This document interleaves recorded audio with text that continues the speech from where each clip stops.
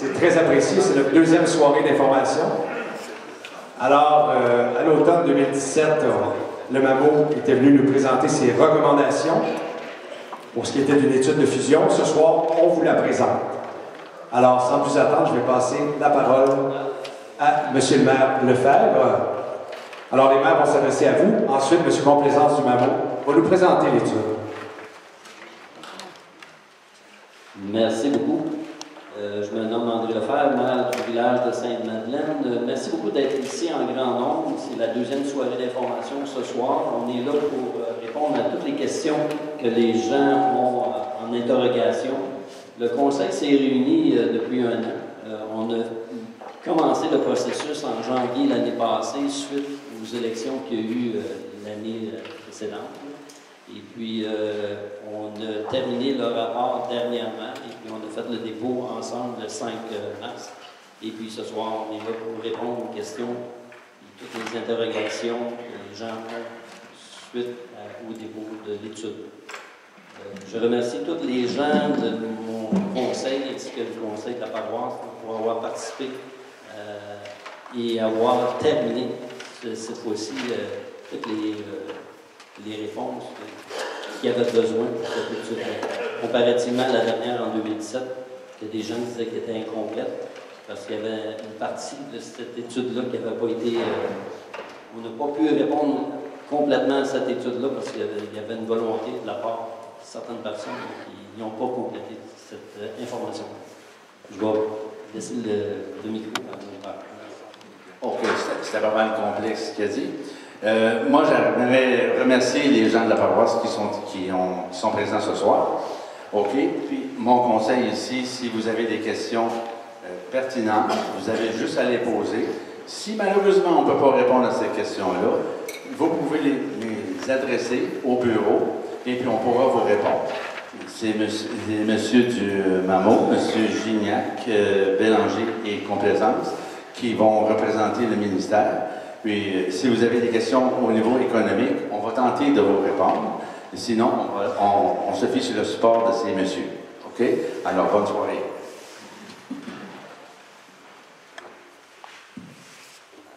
Bonjour tout le monde. Bonjour.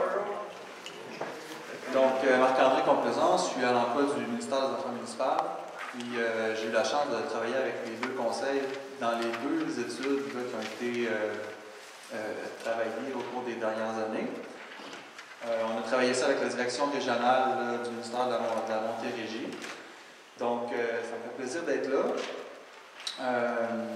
Je vais vous présenter sommairement les résultats de l'étude. Puis, je vous inviterai à garder vos questions par la suite. On va prendre vraiment le temps là, de vous écouter.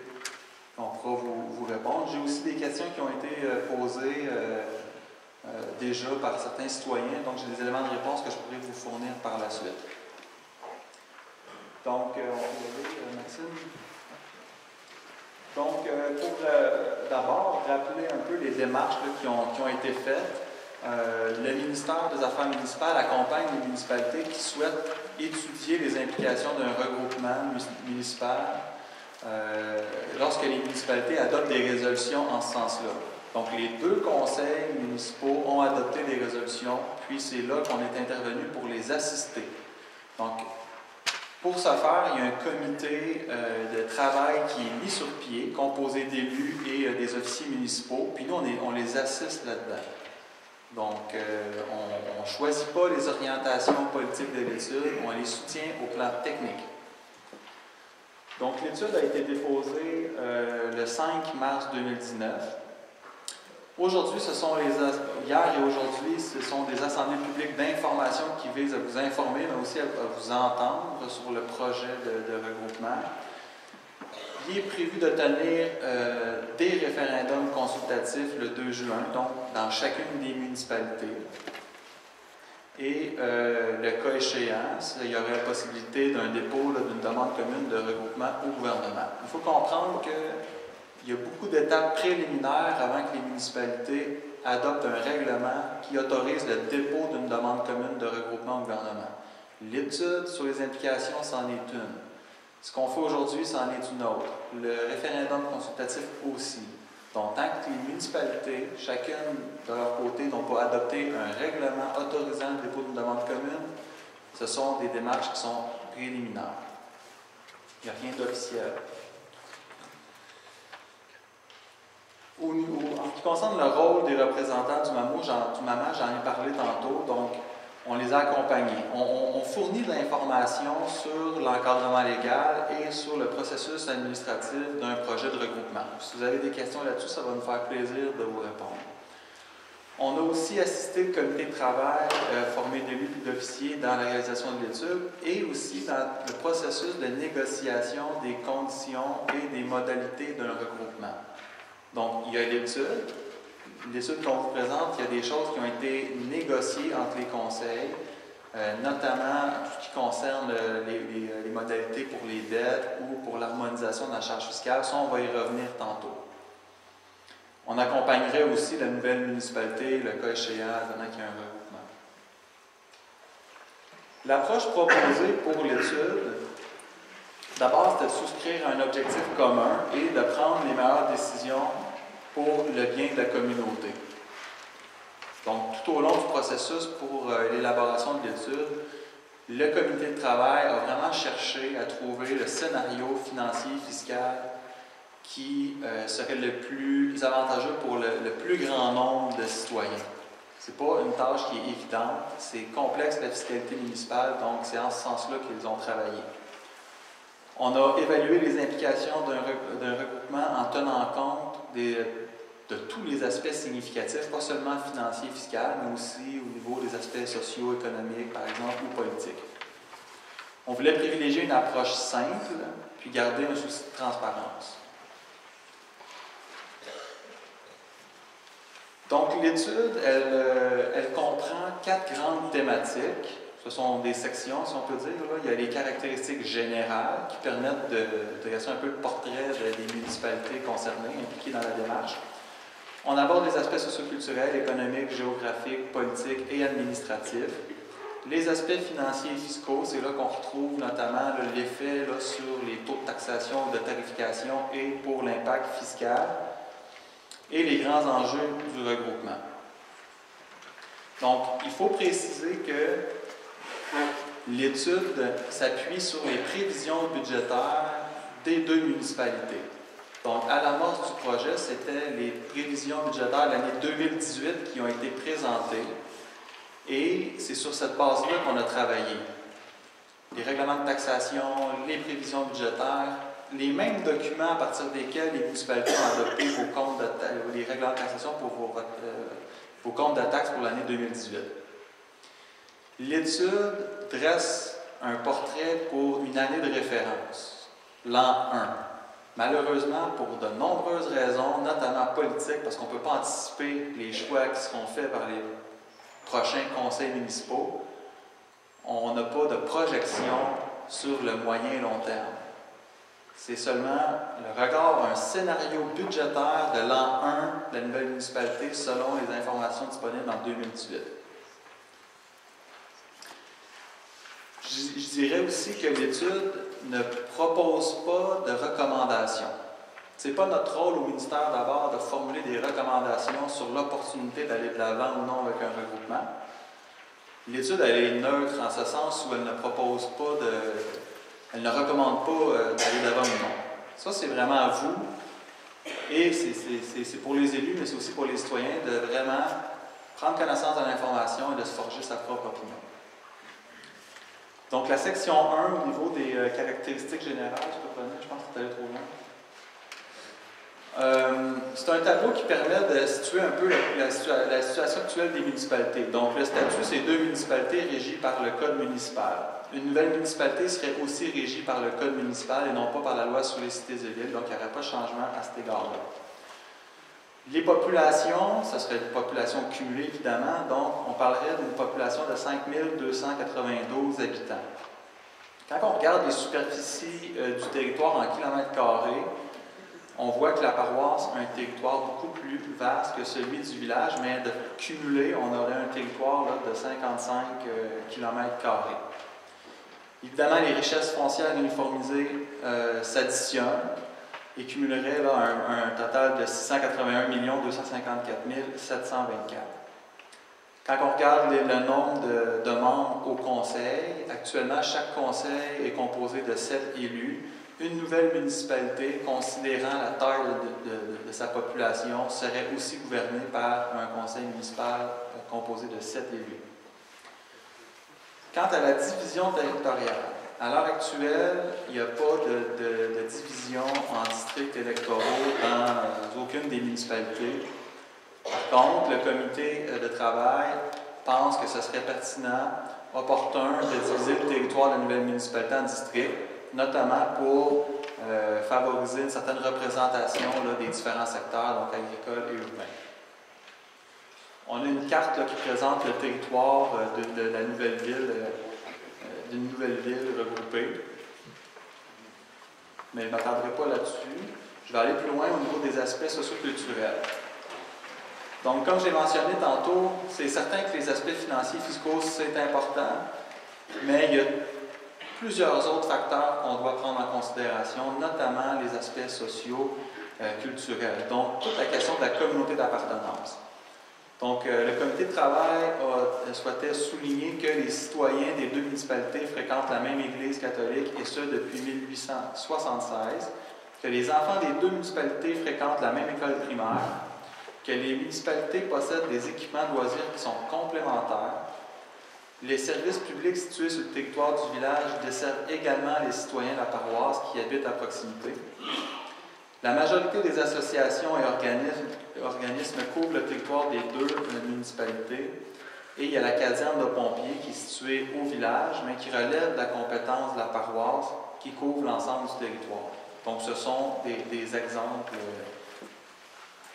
Ensuite, au niveau des aspects économiques, plutôt du développement économique local, disons que l'indice de vitalité économique est au-dessus de la moyenne là, des municipalités du Québec, puis elle est similaire pour les deux municipalités. Donc, vous êtes dans une région, une MRC, où il y a une vitalité économique, où le secteur agricole est très vivant. Donc, ça, c'est à prendre en considération aussi. Situation géographique qui est exceptionnelle aux abords de l'Auto-urbain, qui est située à environ 70 km du centre de l'île de Montréal. Également, possibilité d'optimiser les espaces à vocation économique existants dans le secteur de la paroisse. Quant aux aspects géographiques et à l'aménagement du territoire et à l'urbanisme, disons que le territoire du village, lui, est enclavé à l'intérieur de la paroisse. C'est une particularité. Le développement urbain du village, compte tenu de sa superficie, il est presque entièrement complété. Du côté de la paroisse, le territoire est occupé à 95% par la zone agricole permanente. Il y a un potentiel de développement résidentiel et commercial, mais il y a un besoin en infrastructure. Le développement urbain est complété à court ou moyen terme dans les deux cas. Sur le plan politique, je l'ai mentionné tantôt, le conseil municipal de 7 membres, donc 6 conseillers, 1 maire, ce serait la même chose dans un contexte d'une municipalité regroupée. Du côté de la représentation politique à la MRC, à l'heure actuelle, il y a 2 voix au sein du conseil de la MRC. Je crois que est-ce que ça resterait la même chose? Donc, il y aurait toujours 2 voix au sein du conseil de la MRC advenant un regroupement, en fonction des paramètres prévus à la MRC. Sur les aspects administratifs maintenant, c'est important de mentionner qu'un regroupement n'aurait aucun impact au niveau des ressources humaines des deux municipalités parce que la loi sur l'organisation territoriale municipale a une disposition qui fait en sorte que le regroupement ne peut pas être une raison pour mettre à pied des employés.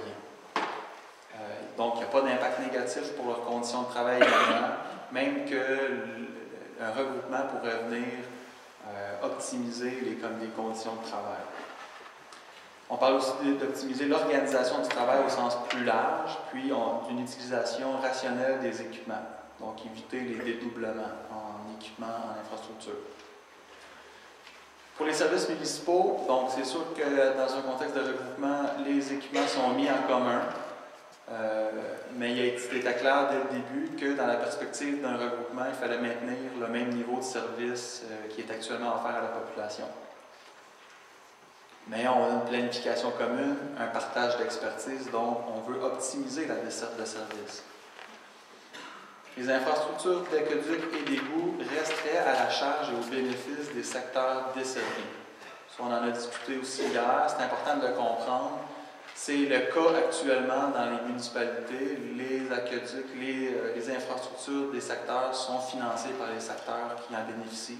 Ce serait la même chose dans un contexte de regroupement. Ce qui est l'approche répandue partout au Québec. Autre chose, il y a des opportunités qui ne sont pas encore exploitées au niveau du développement social. Donc, le comité de travail a indiqué qu'un regroupement pourrait faciliter la mise en œuvre de certains projets.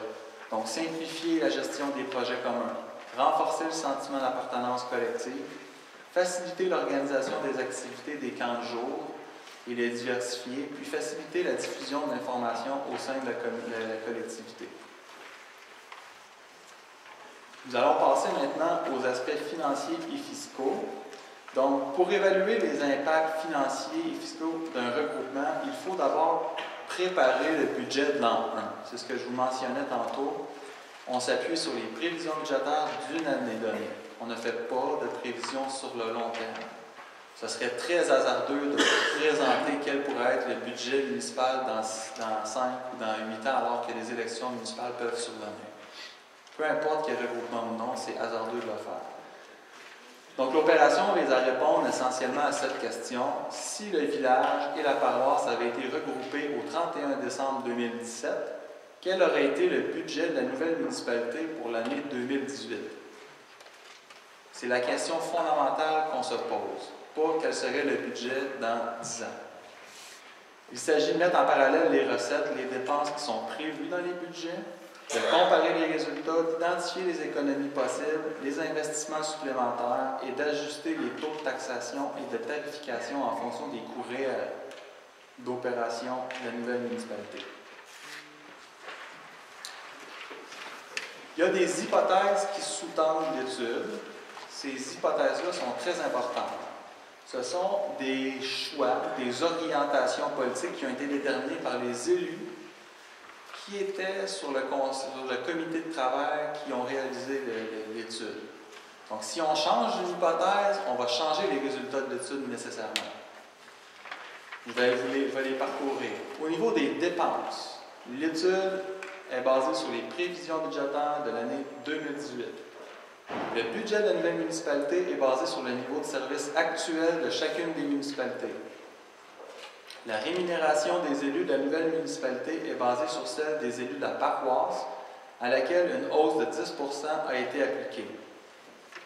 L'administration de la nouvelle municipalité est localisée dans les bureaux administratifs du village, qui est capable d'accueillir l'ensemble du personnel administratif. Les équipements de loisirs sont maintenus sur l'ensemble du territoire. En excluant les subventions qui sont applicables, le remboursement annuel des dettes de la paroisse devient, à la suite du regroupement, à la charge des immeubles imposables du secteur du village, à l'exception de ceux appartenant à la catégorie non résidentielle, donc les commerces. Le remboursement annuel des dettes du village reste à la charge des contribuables de ce secteur à la suite du regroupement. Les dépenses reliées aux ententes intermunicipales entre les deux municipalités sont annulées. Aux fins du calcul de la somme payable pour les services de la Sûreté du Québec, une mesure de neutralité financière s'applique sur une période de 8 ans, plus un amortissement dégressif de 3 ans.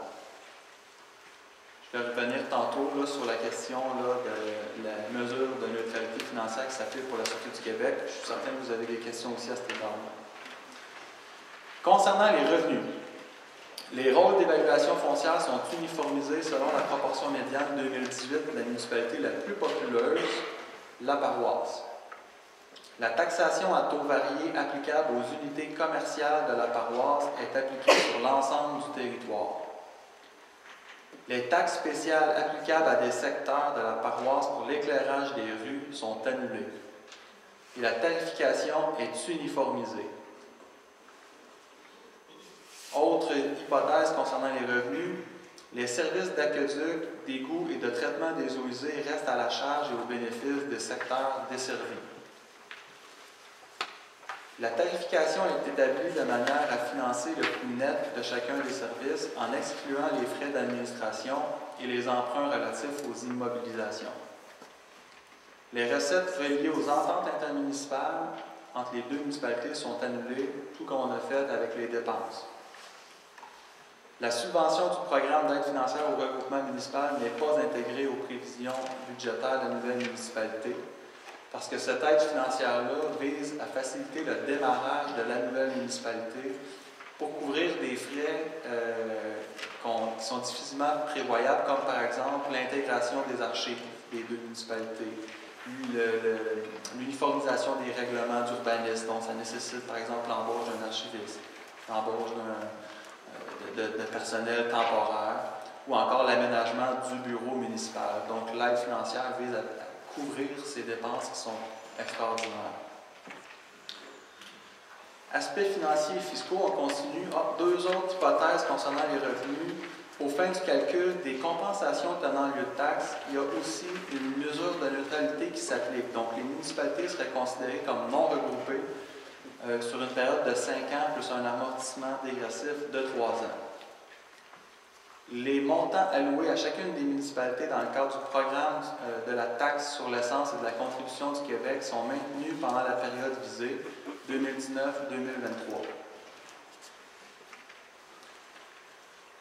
Lorsqu'on regarde les économies identifiées, on voit que du côté de l'administration générale, on a 281 122, transport 48 126, hygiène du milieu 45 043, aménagement et urbanisme 13 000 et loisirs et culture 82 989 Il y a aussi quelques investissements supplémentaires qui ont été prévus, notamment pour la bibliothèque, des choses comme ça, mais au total, on parle d'une économie d'échelle estimée à 470 280 qui représente 8,25 des sorties de fonds actuelles des deux municipalités. Bon, c'est sûr que ce n'est pas énorme non plus, 8,25 mais dans tous les cas de regroupement récents, c'est pas mal la norme, c'est-à-dire qu'on ne peut pas faire non plus des miracles quand on met deux budgets municipaux ensemble. Quand on maintient le même niveau de service, c'est sûr qu'à un moment donné, on ne peut pas aller chercher des 20-25 d'économie d'échelle. Et ça a été réalisé, cet exercice-là, par le comité de travail avec l'appui des directions générales des deux municipalités, évidemment, avec une approche conservatrice. Donc, ce sont les économies récurrentes qui ont été inscrites. On n'a pas prévu, par exemple, la vente de matériel, des revenus qui proviendraient de la vente d'équipements. Donc, voilà. Au niveau d'estimation d'économie nette, on a aussi un tableau qui présente un peu le calcul qu'on a fait. Il y a les charges avant regroupement pour la paroisse et le village qui totalisaient en 2018 5 868 381 $. De ce montant, on soustrait les dépenses reliées aux ententes intermunicipales. Ensuite, on vient mettre le total des dépenses après regroupement, c'est-à-dire le montant qu'on a dans notre analyse, puis on arrive à 470 280. Je vous ai montré un peu le détail auparavant. Si vous avez des questions tantôt, on pourra y revenir. Par rapport à la subvention estimée, dans l'éventualité d'un regroupement en 2019, ce serait un montant de 539 200 $ qui serait réparti sur 5 ans dans le cadre du programme d'aide financière au regroupement. Donc, c'est étalé sur 5 ans simplement pour permettre d'absorber toutes les dépenses inattendues du regroupement. Les sommes payables pour les services de la Sûreté du Québec augmenteraient d'environ 329 000 $. Ça, c'est selon les données disponibles à l'heure actuelle. Et ça, c'est à partir de la 8e année dégressive sur une période de 3 ans. C'est sûr que dans 11 ans, les populations auront augmenté. Donc, il faut considérer qu'on s'appuie sur les données actuelles, la population actuelle, et on projette dans 11 ans. Les compensations tenant lieu de taxes diminueraient d'environ 6 000 au lendemain d'un regroupement. On parle d'un montant total de 31 000. Donc, pour diminuer cet irritant-là, le ministère des Affaires municipales a mis en place une mesure de neutralité pour reporter cette incidence-là financière après la 5e année. Par rapport à la dette à long terme, le remboursement annuel des dettes du village reste à la charge des contribuables de ce secteur. En excluant les subventions applicables, le remboursement des dettes à paroisse devient, je l'ai dit tantôt, ça je pense, non, devient à la charge des immeubles imposables du secteur du village, à l'exception de la catégorie non résidentielle. Le partage, ces modalités-là au niveau du partage des dettes, ça a fait l'objet de négociations entre les deux conseils. L'objectif qui était poursuivi, c'était de rendre le plus équitable possible l'effet fiscal d'un regroupement, donc les baisses de taxation. Au 31 décembre 2017, la dette à long terme, à la charge de l'ensemble des contribuables du village, était de 2 021 280, celle de la paroisse de 785 100. Ça, c'est la dette à long terme. La dette annuelle, par exemple, assumée par les contribuables sur la valeur foncière de la paroisse, c'est 86 000 $. Donc, il y a des subventions qui s'appliquent aussi. C'est les plus gros montants, c'est la dette à long terme. Quand on regarde la liste des taux de taxation du secteur de la paroisse, à gauche, vous avez une colonne qui représente les taux avant regroupement, puis à droite, vous avez une colonne qui représente les taux après regroupement, selon le scénario budgétaire qu'on a élaboré. Donc, avant regroupement, les unités résidentielles du côté de la paroisse, le taux de taxation, c'était 56 sous du 100 $. Après regroupement, on tomberait avec un taux de base de 54 sous, presque 55 sous, 100 $. Pour les unités commerciales, c'est 1 $, près de 1 $ du 100, et on tomberait à 99 sous après regroupement. Si on continue, ce sont les taux de tarification que l'on présente. Donc, il y a eu un travail qui a été fait, non seulement pour la taxation, mais aussi pour la tarification, de uniformiser les taux. Donc, actuellement, il y a 2 municipalités. Il y a des taux différents qui sont appliqués pour les services. Dans un contexte d'une municipalité regroupée, c'est normal que les citoyens payent la même chose pour le même service. Donc, c'était l'objectif. Donc, on voit par exemple, si on regarde, je ne ferai pas dans le détail, mais si on regarde au niveau du traitement, de la collecte des matières résiduelles, on a un taux de 155 $ du côté de la paroisse avant regroupement. L'uniformisation de la tarification amène à un taux de 121 $ 56 sous. Peu importe si tu habites dans le secteur du village ou dans le secteur de la paroisse, ce serait le taux appliqué. Du côté du lac Huron, il y a d'autres éléments. Si on prend par exemple les matières résiduelles, on tomberait, mais c'est la même chose. La particularité, c'est qu'il y a des immobilisations qui resteraient à la charge et au bénéfice des contribuables de ce secteur-là. Comme je l'ai expliqué tantôt, les infrastructures restent à la charge et au bénéfice des secteurs de service. Si on continue avec le village, le taux de taxe sur la valeur foncière était de 76 sous avant regroupement. On tomberait à 54 sous 97. C'est la même chose que le taux de base pour la paroisse. À ce taux-là, après regroupement, il faut ajouter le service, la taxe pour le service de la dette du village. La raison pour laquelle le taux est différent avant-après regroupement, c'est parce qu'on a uniformisé les valeurs foncières en fonction de la proportion médiane de la paroisse. Donc, le taux est légèrement modifié. Puis, on ajoute un autre taux de taxation qui est pour le service de la dette de la paroisse, qui est le 86 000 annuellement qui est absorbé en ce moment-ci par les contribuables de la paroisse sur la valeur foncière. Donc, on partait d'un taux de 80 sous à un taux de 63 sous. Du côté commercial, le taux était en 2018 de 80 sous du 100, passerait à 1 $ et quelques. Ça, c'est en raison de le choix politique d'étendre le taux varié pour le secteur commercial à l'ensemble du territoire. Au niveau de la tarification, c'est la même chose que pour la paroisse. Les taux ont été uniformisés, évidemment. Donc, si on regarde, par exemple, les matières résiduelles, on a les mêmes taux. Peu importe le service, que ce soit au niveau des fosses septiques, au niveau des matières résiduelles, au niveau de l'aqueduc, les taux ont été uniformisés.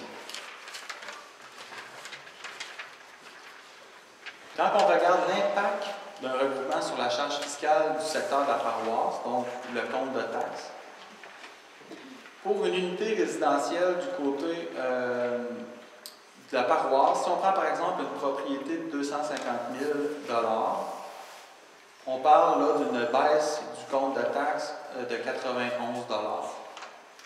Du côté du lac Huron, pour une propriété évaluée par exemple à 200 000 $, on parle d'une baisse de 13 $, en fonction du scénario budgétaire de l'étude. Si on regarde, on continue, les unités commerciales du côté de la paroisse, une propriété, disons que la valeur est à 1 million $, aurait une baisse de 218 $. Ce sont des baisses moyennes de 2 pour les unités commerciales. Pour les unités agricoles, il y a eu un travail important qui a été fait pour s'assurer de ne pas venir impacter à la hausse les producteurs agricoles.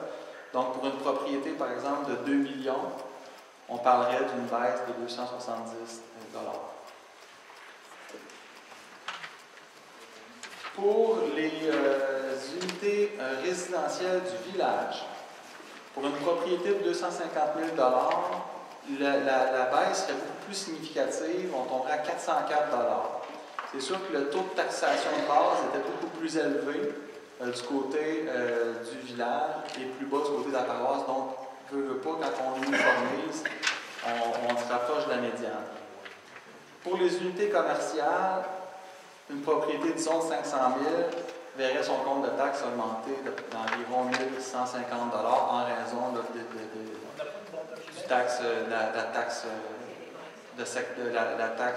le taux varié pour le secteur commercial. Si vous permettez, M. Complaisance, effectivement, il y a des corrections qui sont apportées dans votre document. Le document original n'a pas été corrigé. Vous avez le même document qu'hier soir. M. Complaisance va vous faire part des modifications au fur et à mesure. Bien, il y a une correction qui a été apportée. Je l'ai expliqué hier, c'est vrai, je ne l'ai pas expliqué aujourd'hui, je vais vous le dire. C'est qu'il y a eu une économie qui avait été anticipée par rapport à une ressource en loisirs. Et la ressource a été régularisée dans ses fonctions. Donc, l'économie qui avait été anticipée ne pourrait pas se concrétiser dans un contexte de regroupement. Donc, c'est un montant qu'on est venu ajuster. Les chiffres que je vous présente, c'est les chiffres ajustés. C'est pour ça qu'il y a un écart entre ce qui est dans l'étude et tout ça. Puis les municipalités vont publier un erratum pour diffuser les chiffres. On avait auparavant dans l'étude que vous avez entre les mains une économie d'échelle de 8,88 %. Là, on est à 8,25 %. Donc, ce n'est pas assez significatif pour venir changer les résultats de l'étude, mais on voulait vous présenter, on a constaté cela et on a ajusté en conséquence. On ne voulait pas non plus publier une autre étude par rapport à celle qui avait été rendue publique pour ne pas créer de la confusion non plus, mais ça va être fait dans les prochaines journées.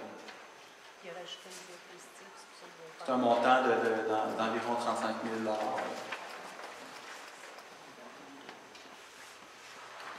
Donc, pour les aspects financiers et fiscaux, l'autre chose importante, c'est la mesure d'harmonisation. Un autre élément qui a fait l'objet de discussion entre les deux conseils municipaux. Donc, au fin de l'étude, le comité de travail a souhaité illustrer quel serait l'effet d'une mesure d'harmonisation de la charge fiscale selon les modalités suivantes. Donc, pour les 15 premiers exercices financiers pour lesquels la nouvelle municipalité adoptera un budget à l'égard de l'ensemble de son territoire, il y aurait une taxe spéciale distincte de 375 000 $ régressant à raison de 25 000 $ par exercice financier subséquent à compter du deuxième exercice financier de la nouvelle municipalité aux immeubles imposables du secteur formé du territoire de l'ancienne municipalité du village. Donc, les contribuables du secteur du village, à l'exception des commerces de la catégorie non résidentielle, se verraient imposer une taxe spéciale. Donc, on a un tableau qui permet d'illustrer quel serait l'effet de cette mesure-là. Vous comprenez que vous avez observé avec les graphiques précédents que les baisses de taxes seraient plus significatives pour les résidents du village que pour ceux de la paroisse. Nonobstant le fait qu'il n'y a pas d'augmentation du fardeau fiscal dans peu importe le secteur des deux municipalités, le comité de travail a négocié ces paramètres-là pour venir équilibrer davantage l'effort fiscal. Donc, ce que ça permet de faire, c'est de renverser à la première année, plutôt que d'avoir les baisses escomptées, on les renvoie à la 16e année. C'est-à-dire qu'une propriété, par exemple, si vous regardez la ligne noire, ça c'est la ligne pour la paroisse. Donc la cible, elle est à la 16e année. C'est la cible qui est présentée antérieurement. Donc pour une propriété de 250 000 $, du côté de la paroisse, on parle d'une baisse d'environ 4,4 %. Donc en appliquant une taxe spéciale, on vient diminuer davantage l'effort fiscal à la première année, puis on va atteindre cette cible-là à la 16e année. Donc, l'année 1, un contribuable du secteur de la paroisse, qui a une propriété de 250 000 $, verrait son compte de taxe diminuer, pour les raisons du regroupement, d'environ 13 %. À l'inverse, du côté du village, plutôt que d'avoir la baisse attendue d'environ 16 %, on aurait une baisse d'environ 2 %. Et là, l'écart se rétrécirait comme ça pour arriver avec une médiane à l'an 8. Ce qui fait que l'impact fiscal d'un regroupement, réellement, serait appliqué après la 16e année. C'est sûr que vous allez dire qu'entre-temps, il y a des choses qui vont se passer. C'est vrai.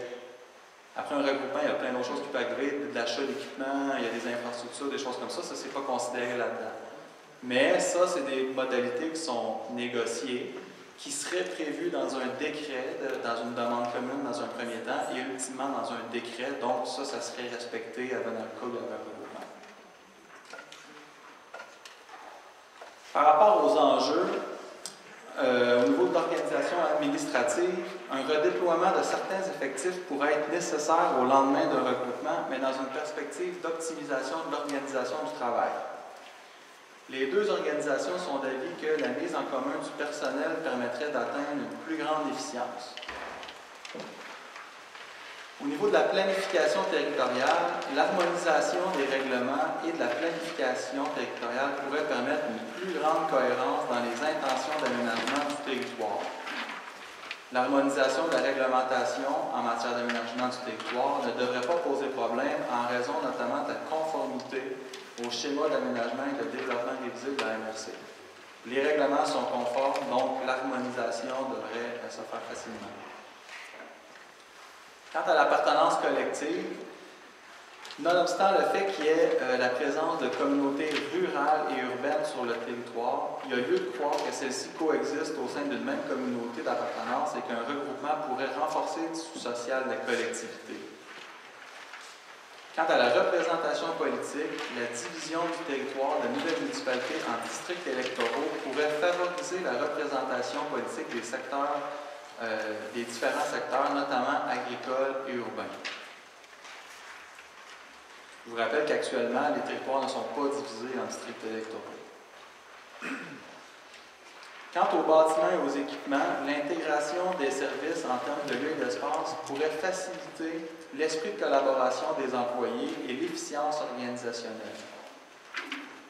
Une planification commune des besoins pourrait permettre à moyen terme de faire des économies d'échelle qui n'ont pas été anticipées dans cette étude-là. Je vous le rappelle, les économies qui ont été identifiées, c'est des économies qui seraient récurrentes année après année, juste par le simple fait d'un regroupement. Par exemple, le fait de garder seulement 7 élus pour l'ensemble de la population plutôt que 14.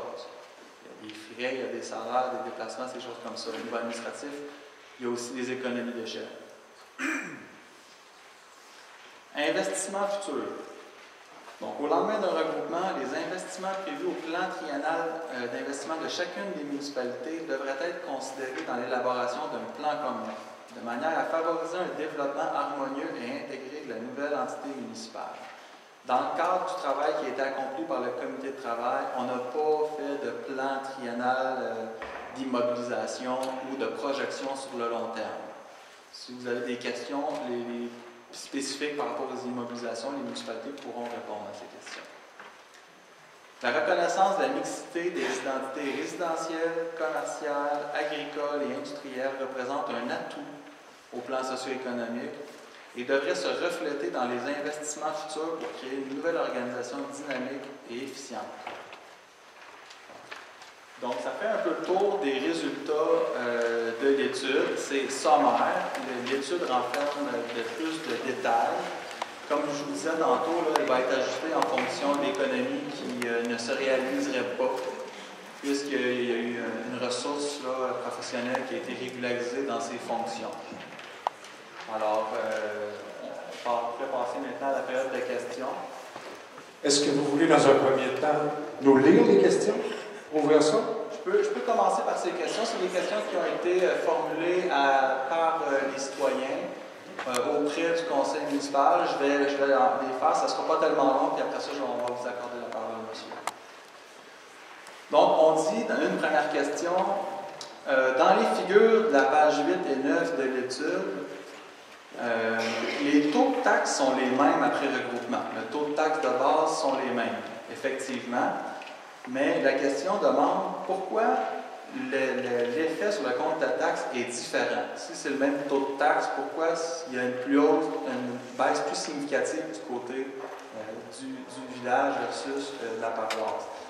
C'est que la taxation de base, c'est un élément du compte de taxe, mais il faut aussi ajouter la tarification, il faut ajouter, par exemple, du côté du village, le service de la dette. Donc, c'est sûr que l'effet, à la fin, il n'est pas juste basé sur le taux de taxe général sur la valeur foncière. On demande aussi résoudre l'équation budgétaire du village. Donc, on mentionne que le village va absorber le remboursement de la dette de la paroisse. Et on annonce une diminution du taux de taxe des résidences du village. Donc, on demande comment la partie village va-t-elle boucler son budget en puisant dans un nouveau budget commun? Non. Dans l'étude, le taux de taxation pour financer la dette de la paroisse est déjà inclus. Il est dans le tableau, vous allez le voir. Donc, il est prévu et intégré à l'étude déjà. Donc, les résultats en tiennent compte. C'était l'objectif d'ailleurs de la négociation entre les deux conseils municipaux. C'était d'aller chercher un impact plus intéressant pour la paroisse. Autrement, le scénario a été différent. Quel est le but de la taxe spéciale de 375 000? Donc, on parle de la mesure d'harmonisation. Quel besoin cette taxe de 3 et quel sera son impact sur les taxes du village? Comme je vous l'ai montré avec le graphique tantôt, plutôt que d'avoir une baisse à la première année de 16 de son compte de taxe pour une propriété de 250 000 du côté du village, à l'an 1, ce serait une baisse de 2 parce qu'on vient charger une taxe spéciale supplémentaire seulement pour les unités résidentielles du village. Donc, cette taxe-là diminue progressivement de 25 000 $ par année, ce qui fait l'effet de croix. On parle ensuite des remboursements d'emprunts de la paroisse qui deviennent à la charge du village. Donc, quel est l'objectif qui se cache derrière cette stratégie? Vous comprendrez que s'il n'y avait pas eu de négociation entre les deux conseils municipaux, il y a certains comptes de taxes qui auraient augmenté, notamment du côté du domaine du Lac-Huron. Donc, il fallait, les conseils municipaux devaient trouver des façons d'appliquer une taxation qui fera en sorte que tout le monde aurait minimalement un statu quo ou une légère baisse du compte de taxes. Donc, ça s'avisait de négocier des partages de dettes ou de l'harmonisation de la charge fiscale. Ça fait s'assurer que minimalement, il n'y a pas certaines catégories de contribuables qui augmentent. Dans le scénario budgétaire qu'on vous a présenté, il y a une catégorie de contribuables qui verrait son compte de taxes augmenter. Ce sont les commerces du côté du village. Quant aux immobilisations qui appartiennent au village et dont la paroisse va bénéficier, est-ce que la paroisse va avoir à acquitter sa part pour l'utilisation de ces immobilisations? Et si oui, quelles seront les modalités ou la stratégie pour établir l'équité entre les deux groupes? Donc, c'est sûr que s'il y a un regroupement, c'est une nouvelle municipalité. Les équipements appartiennent à l'ensemble de la communauté. Donc, il n'y aurait pas lieu que les citoyens du secteur de la paroisse paient pour les acquis. Mais c'est sûr qu'à partir du regroupement, les équipements de l'ensemble de la municipalité sont financés à l'ensemble de la population.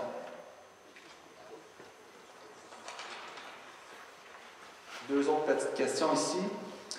Avez-vous déterminé les investissements à faire dans les infrastructures de Sainte-Marie-Madeleine et qu'il serait urgent d'effectuer à court terme? Comme je vous l'ai dit tantôt, on n'a pas fait d'évaluation ou de plan d'investissement dans les infrastructures sur le court, moyen et long terme. On s'est juste appuyé sur le budget de l'année 2018. On vous donne un portrait. Quel aurait été le budget de l'année en 2018? Cette information-là, par contre, vous pouvez l'obtenir auprès de vos municipalités respectives à l'heure actuelle, puisqu'ils ont des plans triennaux d'immobilisation. Vous mentionnez à la page 25 que plusieurs hypothèses retenues dans cette étude devront faire l'objet de décisions des conseils municipaux afin d'en inclure les modalités dans la demande commune. Je vais vous expliquer un peu comment on procède. C'est que les municipalités doivent présenter le cas échéant. Puis vous n'êtes pas rendu là, vous êtes dans des séances publiques d'information et il y aura des référendums consultatifs. Advenant le cas où les municipalités souhaitent déposer une demande commune au gouvernement, toutes les modalités et conditions doivent être prévues. Et ces modalités deviennent un décret de regroupement. Un décret, c'est une loi. Donc, c'est important de négocier ces éléments-là. Le travail a déjà été fait.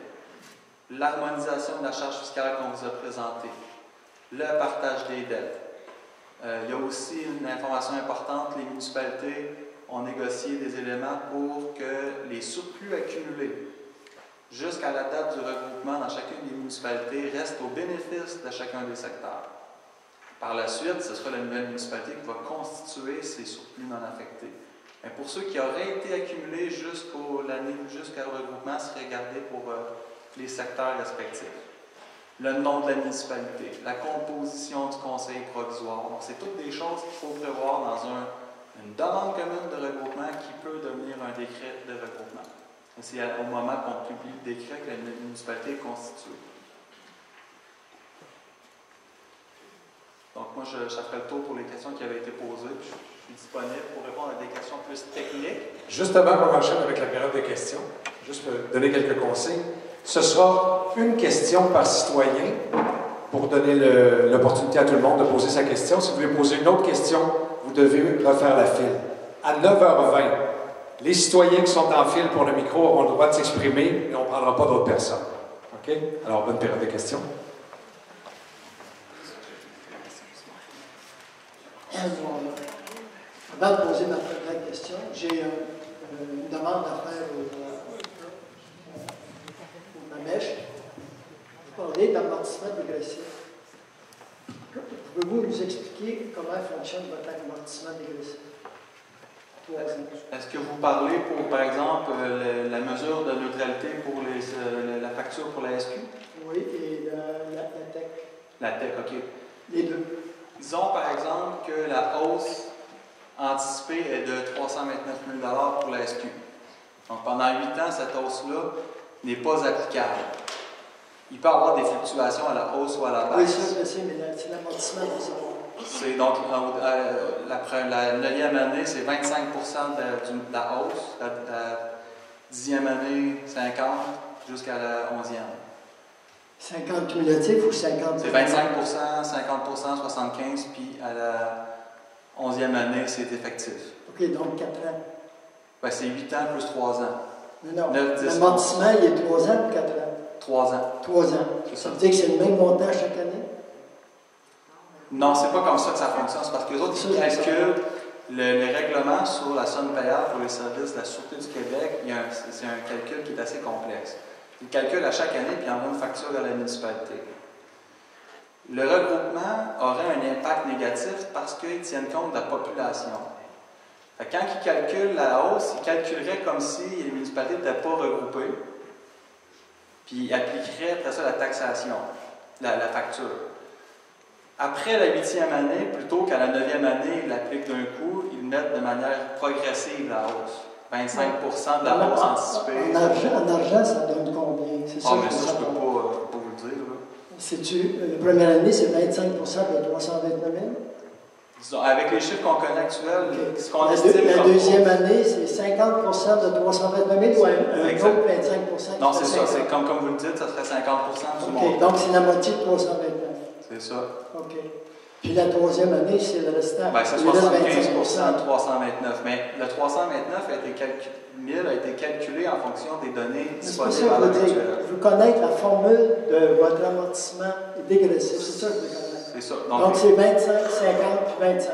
Pas 25, 50, 75. Parce que sinon, 25, on est rendu à 150 Ben, la première année, c'est 25 de 329 000.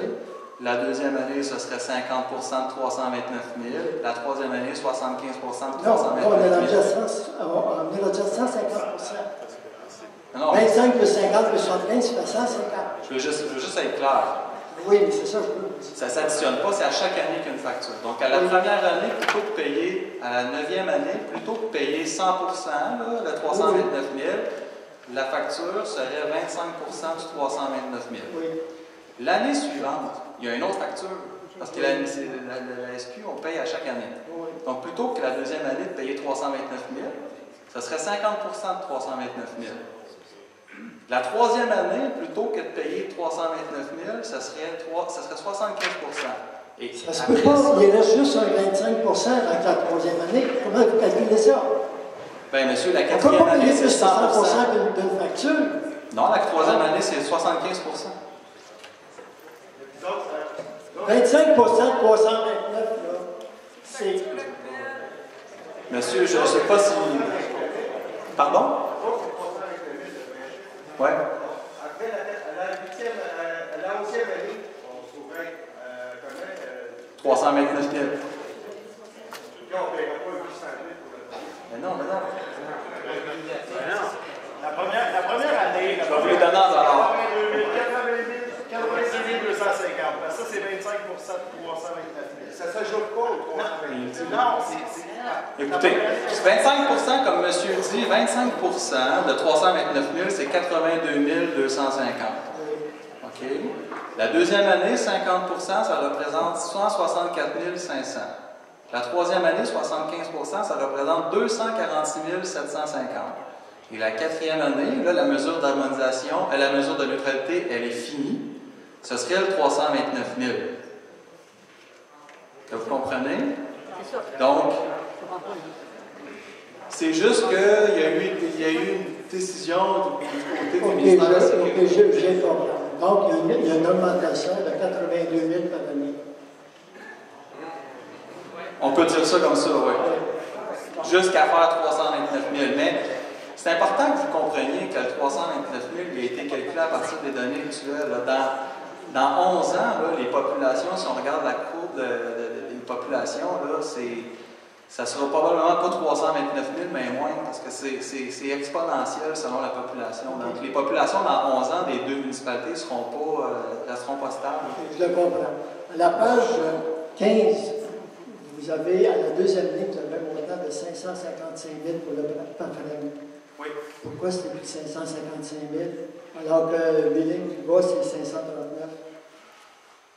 Probablement qu'on a changé c'est parce qu'il faut s'appuyer sur les données du décret de population. Là.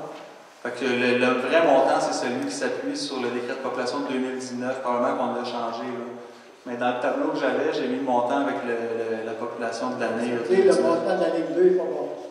Ouais, je pense qu'il y a eu une fluctuation de la population entre 2018 et 2019. C'est probablement ça qui explique s'il y a une différence. Ça peut être ajusté. Mais non, allez, Alors, on va enchaîner avec quelqu'un d'autre. Ça vient vite. Merci beaucoup. Alors, juste avant de poursuivre, j'avais un monsieur non-voyant qui avait une question. Bon, j'avais vu votre main. Vous étiez le prochain candidat. Attention, ça c'est le micro. Approchez-vous. Venez vous asseoir. Je vais revenir à votre place. Moi, je veux savoir. Regardez, vous avez un micro ici.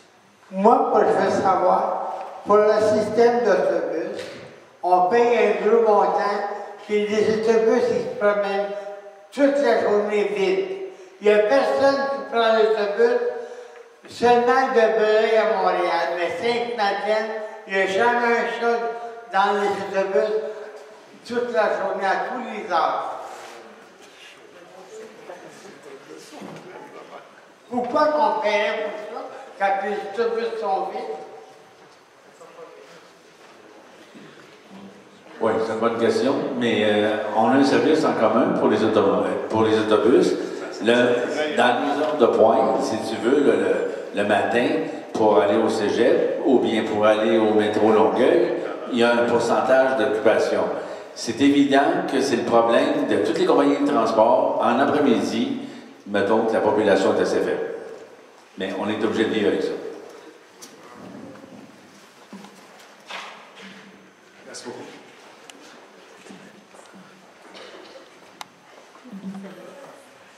Bonjour, mon nom c'est Xavier, je demeure à Saint-Madeleine. Je suis né ici, mes parents aussi, donc ça fait au-dessus de 100 ans. Pour ma première question, les accumulés de la campagne sont de 2 700 000 que les résidents vont pouvoir bénéficier dans le futur. Nous, là, on a des terrains, on a des bâtiments. Le jour 1, on a une valeur de 2 millions maintenant. Le jour 1, vous allez pouvoir bénéficier de tout ça. Et je trouve que là, on vient d'enlever nos culottes, puis qu'il nous rajoute nos bobettes. Puis vous êtes encore contre la fusion. Vous êtes encore contre la fusion. Qu'est-ce qu'on va pouvoir vous donner?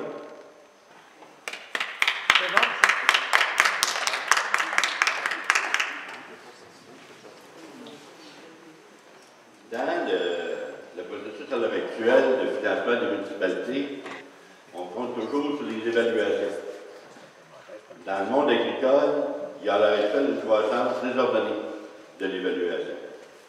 Cette année, la paroisse a décidé de donner un taux varié pour pouvoir justement équilibrer cette donne-là. Vous donnez des chiffres un peu, là? En 2015, les valeurs agricoles étaient de 66 millions. En 2019, on est rendu à 158 millions. Ça fait une augmentation de 236 %.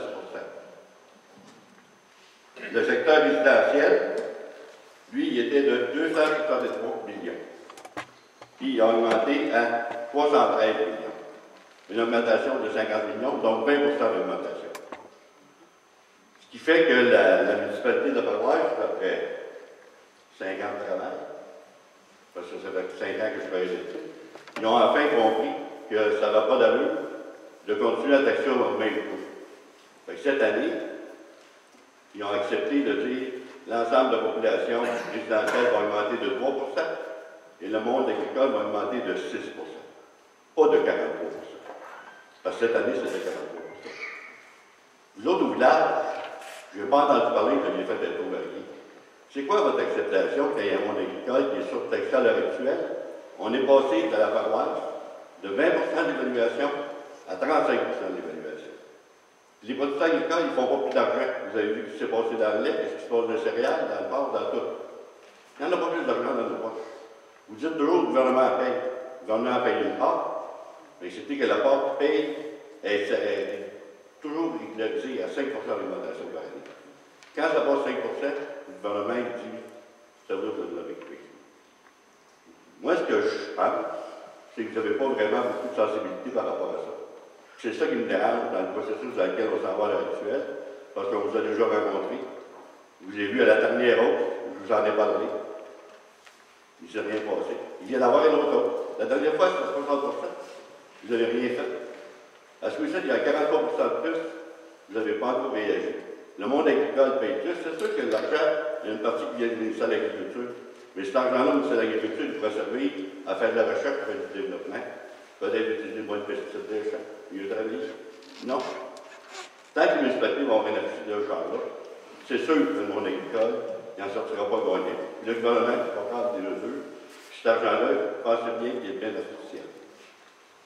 Mais c'est quoi votre question, M. Mousseau? Est-ce que les gens du village pourraient me dire qu'est-ce qu'ils pensent des taux variés pour le monde agricole?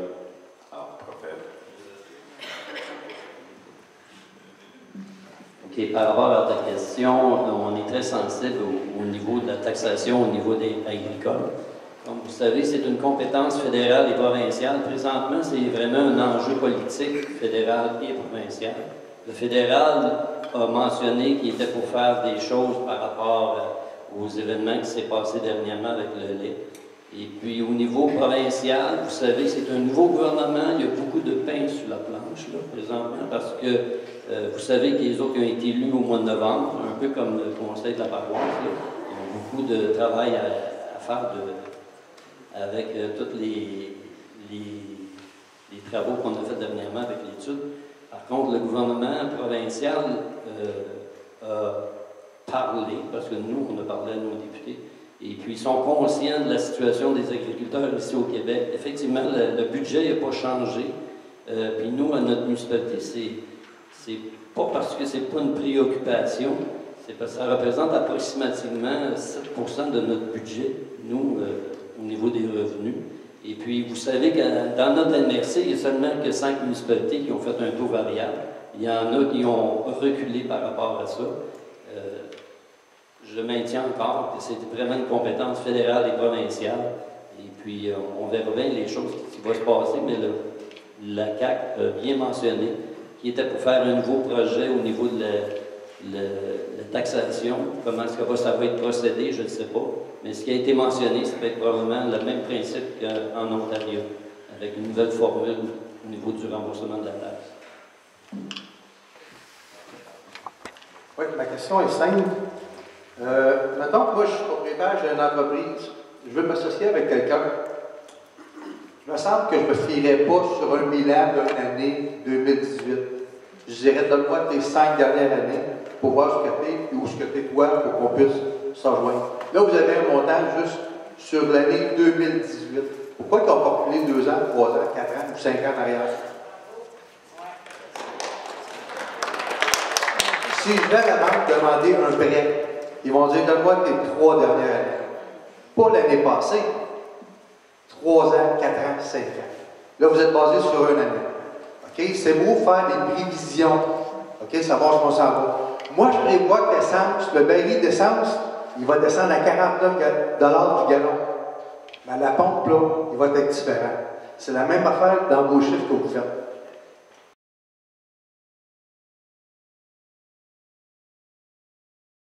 C'est la même affaire. C'est des prévisions, puis on ne sait pas l'avenir, on ne la connaît pas l'avenir. Aujourd'hui, on a 2 équipes du village, puis campagne, mettons là, OK, paroisse.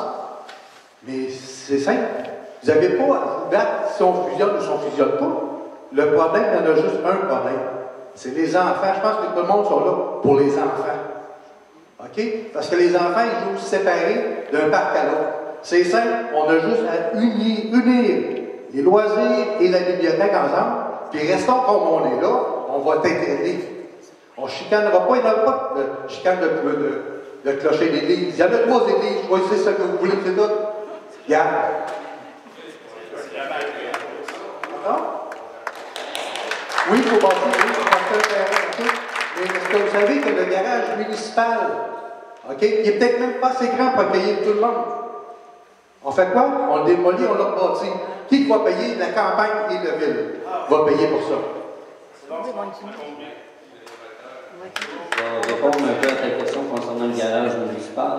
Présentement, dans l'entente, si on fusionne dans l'an 1 qui est 2020, il n'y a rien qui va changer parce qu'on doit respecter toutes les ententes en cours au niveau de la paroisse. Puis de notre côté, on ne déneigera pas demain matin Sainte-Marie-Madeleine parce qu'il y a déjà une entente au niveau du déneigement.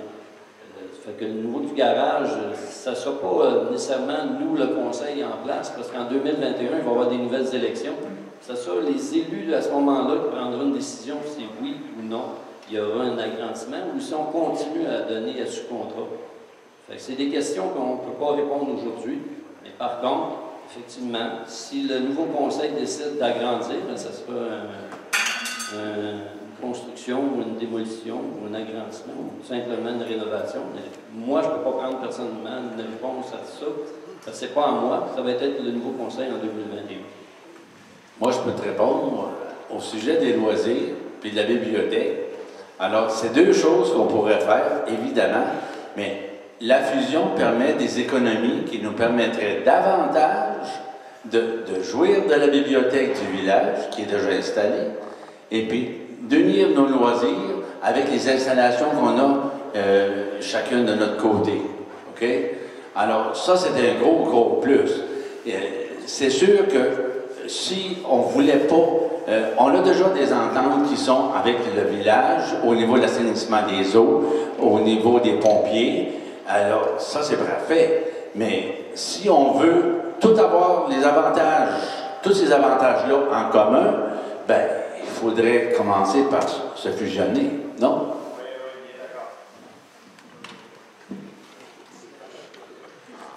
Bonsoir, moi j'aimerais savoir, vous avez parlé des différents pourcentages de taxes pour les citoyens de la paroisse et ceux du village, puis dans quelques tableaux, le domaine Huron est à part. Pourquoi? À cause de la taxe de secteur. Au domaine Huron, puis la rue du Moulin et la rue du Ruisseau, c'est les deux seuls secteurs de la paroisse où il y a une taxe de secteur pour les égouts. Deauville n'ont pas ça. Alors, c'est là qui fait la petite différence. On a des sommes à payer pour ces taxes de secteur-là. OK, merci. Oui. Aussi, la raison pour laquelle il y a une distinction, c'était parce que sinon, on aurait présenté, vous aurez les gens du secteur de Huron ne se seraient pas nécessairement reconnus, puis c'est pas le même impact fiscal. Il est moins important pour du côté du lac Huron, fait qu'on ne voulait pas noyer ces contribuables-là dans la grande catégorie des résidentiels. C'était pour le mettre en avant. Dans le projet que vous présentez, vous coupez 88 000 dans les loyers. Nous autres, quand on était à l'UTJ, quand on regardait, on était déjà la municipalité qui accordait le moins de budget à ses loyers. Quand j'entends les gens parler, c'est pour les jeunes, c'est pour les loisirs, vous devriez y penser quand c'est les élections, parce que les gens qui sont en avant, les loisirs, ça ne les intéresse pas vraiment, ils mettent moins d'argent que n'importe quelle autre paroisse dans le coin. Et vous pouvez aller vérifier, là, j'avais fait vérifier les chiffres par Linda, puis dans ce que vous faites à l'heure actuelle, vous coupez encore 90 000 de loisirs. Fait que dites-moi pas que vous faites ça pour les loisirs plus organisés, mieux organisés. Là. Pourquoi vous baissez le budget si vous voulez faire ça? Moi, ça marche pas de même. Mais M. Mousseau, si on est capable de faire la même chose avec un budget moindre, c'est ce qu'il faut faire. Quand tu fais la gestion d'une municipalité, pourquoi payer 150 000 $ à l'OTJ des Noyers quand tu es capable de faire la même maudite affaire pour 110 000 $? Alors, avec les mêmes services, avec même beaucoup plus de cours qu'il y en avait dans le temps, et avec un contrôle de la paroisse sur chacun des entrées d'argent et des sorties d'argent de ce chose-là. Alors ça, là-dessus, là, je le prends très difficilement. Je suis d'accord que les loisirs, ce n'est pas un bien essentiel dans une municipalité, mais c'est mauditement complémentaire pour attirer la population vers nos municipalités. C'est pas pour rien que il y a certaines villes qui se regroupent, qui augmentent la population parce qu'ils offrent plus de services. Plus de services au niveau des loisirs, au niveau de toutes les facilités, des accessoires, de l'immobilisation, des salles comment on appelle ça, des salles communautaires. Tu as des petits villages dans la Montérégie, ici, là, dans la MRC des Mascoutins, là, si on regarde tout ce qu'ils ont dans leur petit village, parce que la population de 3000 ici, si on se fusionne, on devient la 3e municipalité en importance de la Montérégie. Pas de la Montérégie, excuse, de la MRC mascoutaine. OK? Mais si on visite, faites le tour de tous les petits villages dans les alentours, vous allez voir que les villes qui n'ont pas 3000 de population, ben, sont fichument bien équipées. Versus ce que nous, on peut avoir. La fusion nous permettrait d'aller chercher l'immobilisation qu'on ne possède pas automatiquement, puis on conserve, en plus, notre sacoche. Je vois très bien que vous n'avez pas pu profiter, depuis les 4 dernières années, des programmes de développement rural, alors que le village, lui, s'est servi abondamment pour pouvoir justement amener des meilleurs services au village, tandis que d'autres dans la paroisse, on n'y a pas été. Mais je veux juste vous dire que vous regarderez, vous allez voir la présentation qui est à peu près de la dimension du village. Là, ouais. Les infrastructures que là, les investissements qui sont là, comparativement à ce qu'on a ici, là. Ouais. Et quand j'entends les gens parler qui veulent avoir plus de loisirs mieux organisés, je vous dis que dans le temps, regardez les budgets que vous consacrez, puis vous allez voir les autres. Là. Oui. Vous allez voir que vous êtes à la cheville de tout ça. Oui, Je monsieur. le vois vraiment. Alors ici, on a de la misère sur le territoire. Vous avez parfaitement raison là-dessus. Je suis vice-président de cette association-là, et nous, on n'a fait aucune demande. Si je peux rajouter quelque chose à la dernière personne qui a posé une question au village, moi je ne suis pas d'accord de dire qu'on diminue les budgets. Dans nos parcs, on a modernisé toutes nos structures de jeu dans les dernières années. Les surfaces de jeu, on a des projets pour moderniser le skatepark, créer un nouveau skatepark pour les jeunes. Donc c'est pas vrai qu'on diminue, qu'on ne priorise pas les loisirs. Juste, il y a des jeux d'eau aussi qu'on a ajouté l'an dernier, qui est quand même un bon investissement. Il y a la patinoire qui s'en vient. Il y a la maison des jeunes aussi qui s'en vient prochainement. Donc, c'est pas vrai que les loisirs, il n'y a pas d'investissement.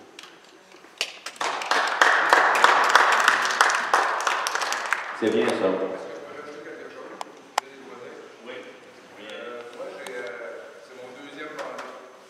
C'est mon deuxième mandat ici. Quand on parle de fusionner seulement avec les loisirs, c'est mon deuxième mandat. En 6 ans, je suis allé m'asseoir 4 fois avec le village pour essayer de... J'étais accompagné de M. Carpentier pour essayer d'aller fusionner les loisirs. Je me suis pris par plusieurs manières pour arriver à régler le problème. Puis j'ai jamais compris pourquoi. On a toujours eu un refus. Puis vous pouvez demander à M. Lefebvre si c'est vrai que je suis allé le rencontrer à 3-4 fois. Merci. Oui, effectivement, on a eu des rencontres. Par contre, on ne s'entend pas au niveau monétaire parce que, comme je l'ai expliqué hier, nous, au village, on a des infrastructures et puis, oui, si on partage les mêmes activités, ça reste que c'est nos citoyens qui payent au niveau de l'entretien et des réparations des infrastructures. Ce que j'expliquais, c'est que si ça coûte 1 000 $ pour faire chauffer un bâtiment et puis l'entretenir, bien, c'est à 100 % au niveau de nos citoyens. Donc, nous, ce qu'on disait, c'est que s'il y a 60 % de la population de la paroisse qui participe à nos activités, ce serait bien équitable qu'ils payent aussi une partie de nos infrastructures, pas seulement l'activité en tant que telle. Parce que oui, effectivement, on peut faire des activités ensemble, mais ça reste que c'est pas au village à assumer les coûts d'entretien ou de réparation de nos infrastructures. C'est tout simplement ça. C'est là-dessus qu'on ne s'est pas vraiment bien entendu.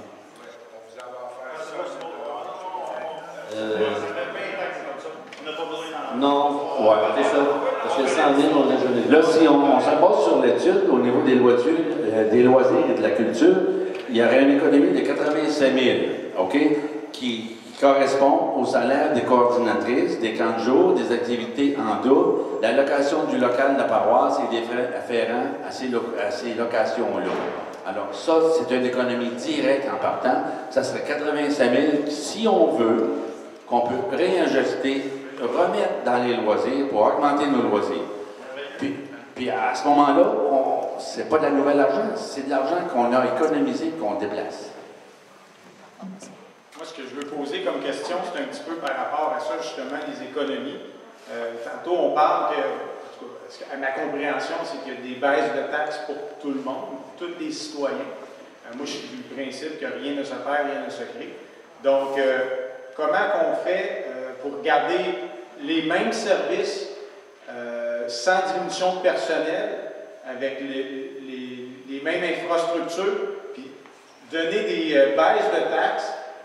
J'aimerais ça qu'on discute de ces économies-là. Est-ce qu'il y a un endroit qui sont bien détaillés? Parce que, exemple, ici, les matières résiduelles, on passe de 155 $ à 121 $. Est-ce qu'on a fait faire une soumission et qui est signée par parce que c'est pas la ville qui ramasse ça, c'est des soumissionnaires. Est-ce qu'ils ont dit oui, on va vous charger 122 $ ou c'est une assumption du comité?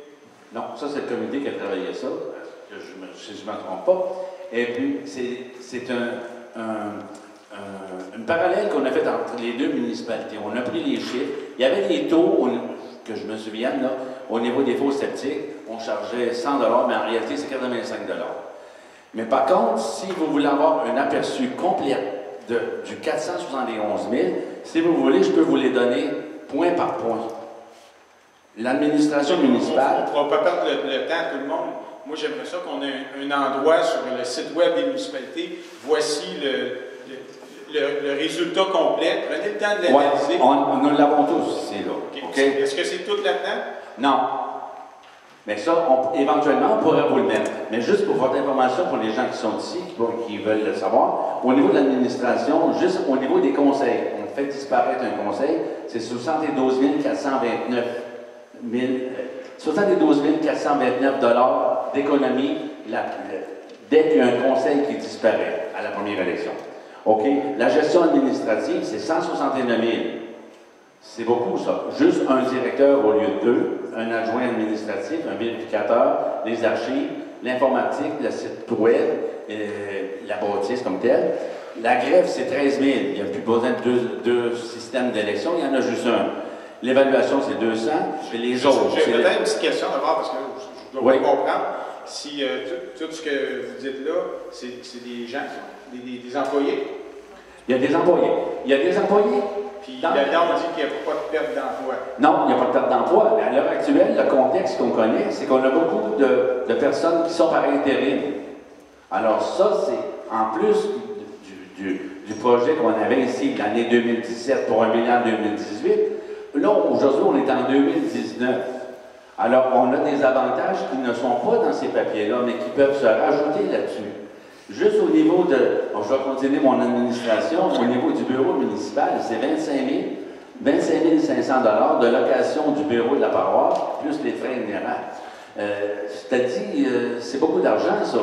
Le lendemain d'une fusion, on s'en vient, nos employés de la municipalité, du bureau de municipalité, s'en viennent au village, dans l'édifice de l'hôtel de ville. C'est 25 500 tout de suite, ça. Alors, la voirie, il y a encore une économie de 48 000.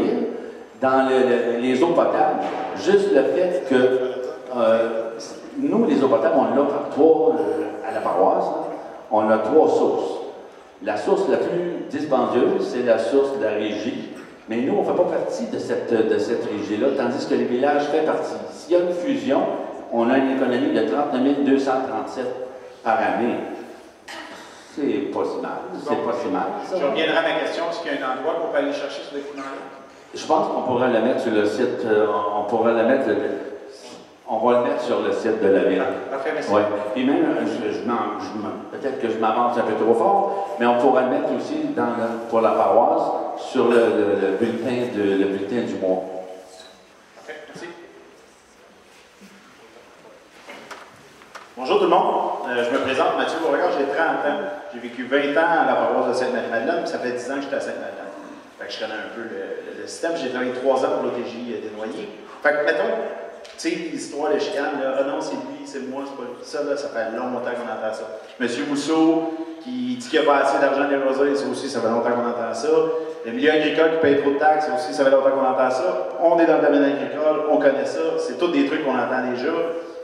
On a l'étude, et là, il y en a qui vont inventer des chiffres, qui vont dire il y a des affaires à cacher, le monde du Maroc ne font pas bien leur job, moi, dans mon sol, je connais tout. Mais ça, on le sait que, le monde qui font leur job, ça a l'air le fun pour tout le monde. Je comprends pas les gens qui sont réfractaires à cette fusion-là. On le voit, les loisirs, ça fait des années qu'on essaye de jumeler les deux municipalités pour qu'on ait des loisirs qu'on mérite, parce qu'il y a des belles familles. C'est une municipalité dans laquelle j'ai grandi. Moi, j'habitais dans le rang Saint-Simon. Je prenais mon bicycle, j'allais au village, au parc. C'est là que j'allais jouer, c'est là que j'allais rejoindre mes chums. On jouait sur la rue. Des fondateurs au hockey. Il y avait des plaintes qui étaient faites parce qu'on jouait tard le soir, puis les plaintes étaient refusées parce que c'est ça, il y a un village, il y a un esprit de communauté. Puis là, j'ai de la misère à comprendre pourquoi on est ici à essayer d'expliquer c'est quoi le chiffre de l'autre que je comprends pas. Puis le travail a été fait, l'étude est belle. Pourquoi on ne se souvient pas? Ça ne tente pas d'avoir un projet de communauté, d'avoir enfin quelque chose, qu'on se rassemble au village, qu'on se rassemble à la municipalité, que tout le monde soit ensemble, au lieu des chicanes de 30 ans. Je ne comprends pas qu'est-ce qu'on fait à essayer de tout. Je comprends qu'il faut que tout le monde comprenne les chiffres. Il ne faut pas se faire passer rien. Mais une fois que tout ça est fait, là, pourquoi on ne travaille pas ensemble pour avoir un beau projet de communauté, d'avoir des beaux parcs pour nos enfants, d'avoir une école, d'avoir des services pour tout le monde, pour les plus âgés, les plus jeunes. J'ai de la misère à comprendre ce qu'on fait ici, à essayer de trouver des bébites tout le temps. Travaillons ensemble, on a des gens ici, il y en avait qui ont l'air ouverts, puis n'oubliez pas que la majorité des gens qui sont là seront peut-être plus là dans 4 ans quand on va avoir changé de mairie. Fait que s'il y en a qui veulent protéger le milieu agricole ou qui veulent plus d'investissement dans des loisirs, bien, vous avez juste à vous présenter puis essayer de venir exploser cette municipalité avec des beaux projets. On est ouvert à ça. Mais arrêtons les chicanes de clocher et travaillons ensemble. J'avais pas de questions, mais je pense que c'est important. Merci. Merci beaucoup, les deux.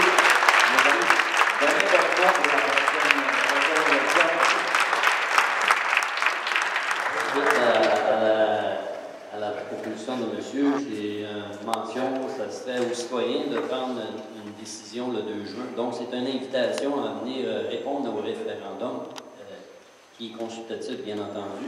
Ça va être aussi aux membres du Conseil, suite aux résultats, s'il est possible de prendre aussi action à ça.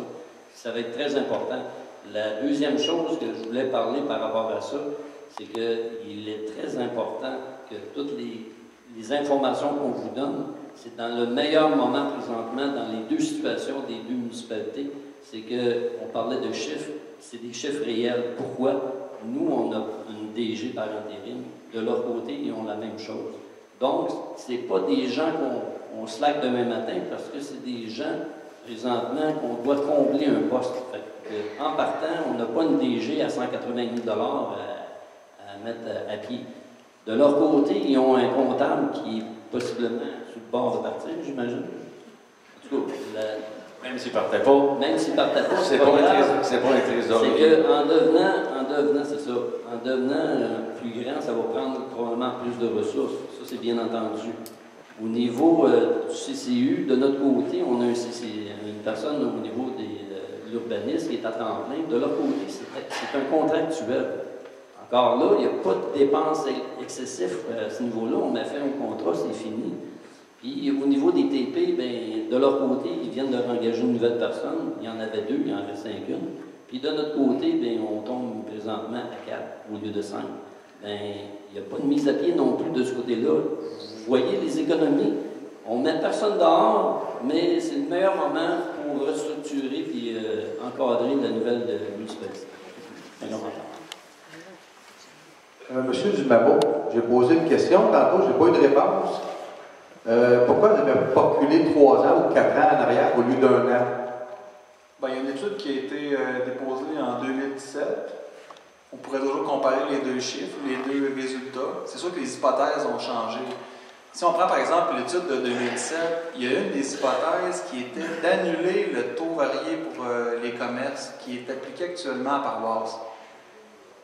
Là, dans l'étude actuelle, en fonction des élus qui siégeaient sur le comité, le choix politique, l'orientation politique a été de l'appliquer à l'ensemble du territoire.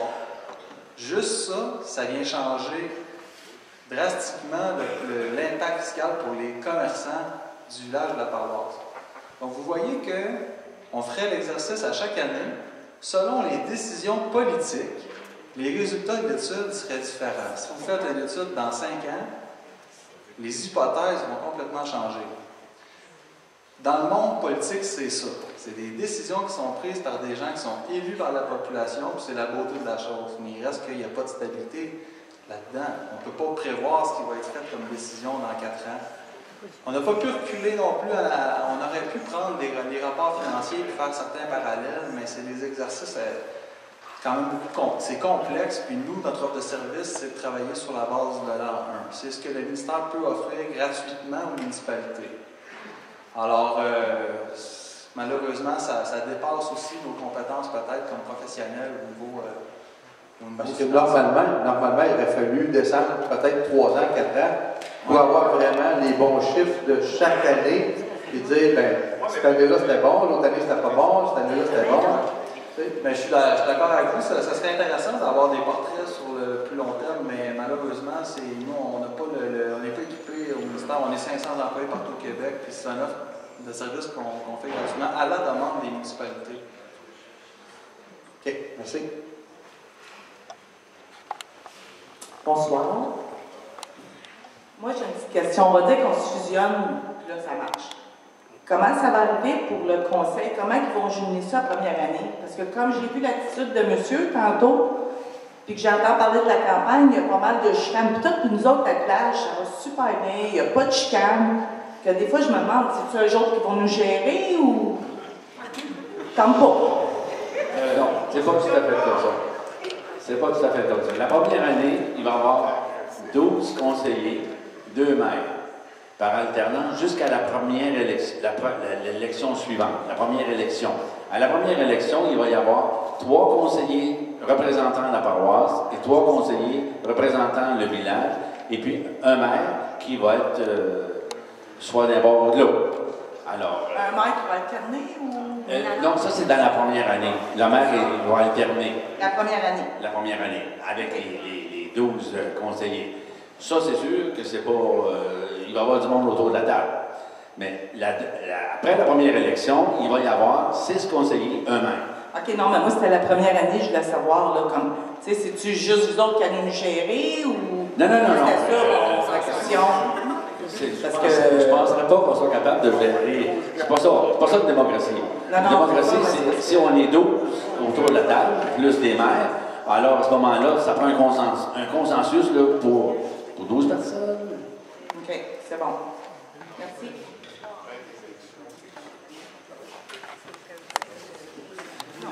Le ministère nous avait dit que vous ne pouviez pas projeter sur plusieurs années après l'évaluation de présentation. Je le comprends et j'accepte ça.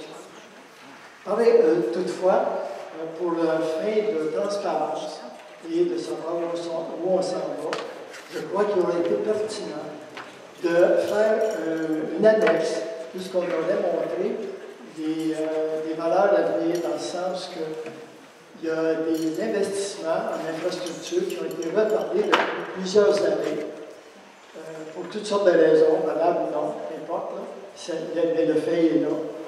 Et le fait d'avoir retardé ces investissements-là, ça nous donne un budget de 2018 qui est inférieur à ce qu'il aurait dû être. Et à partir de là, il est donné son fossé pour l'avenir. Donc, même si on prend les vrais chiffres du budget, ils sont sous-estimés, donc ça donne des mauvaises valeurs pour l'avenir. Alors, ce qu'on aurait pu faire, c'est, en annexe, mettre un budget, au moins les dépenses qui sont à court terme, qui vont être investies à court terme. Par exemple, au village, il y a au moins 2 millions à investir dans l'infrastructure. Et dans la paroisse, il y a au moins 8,5 millions à investir dans l'infrastructure à court terme pour des choses urgentes. Alors, si le village a espérance de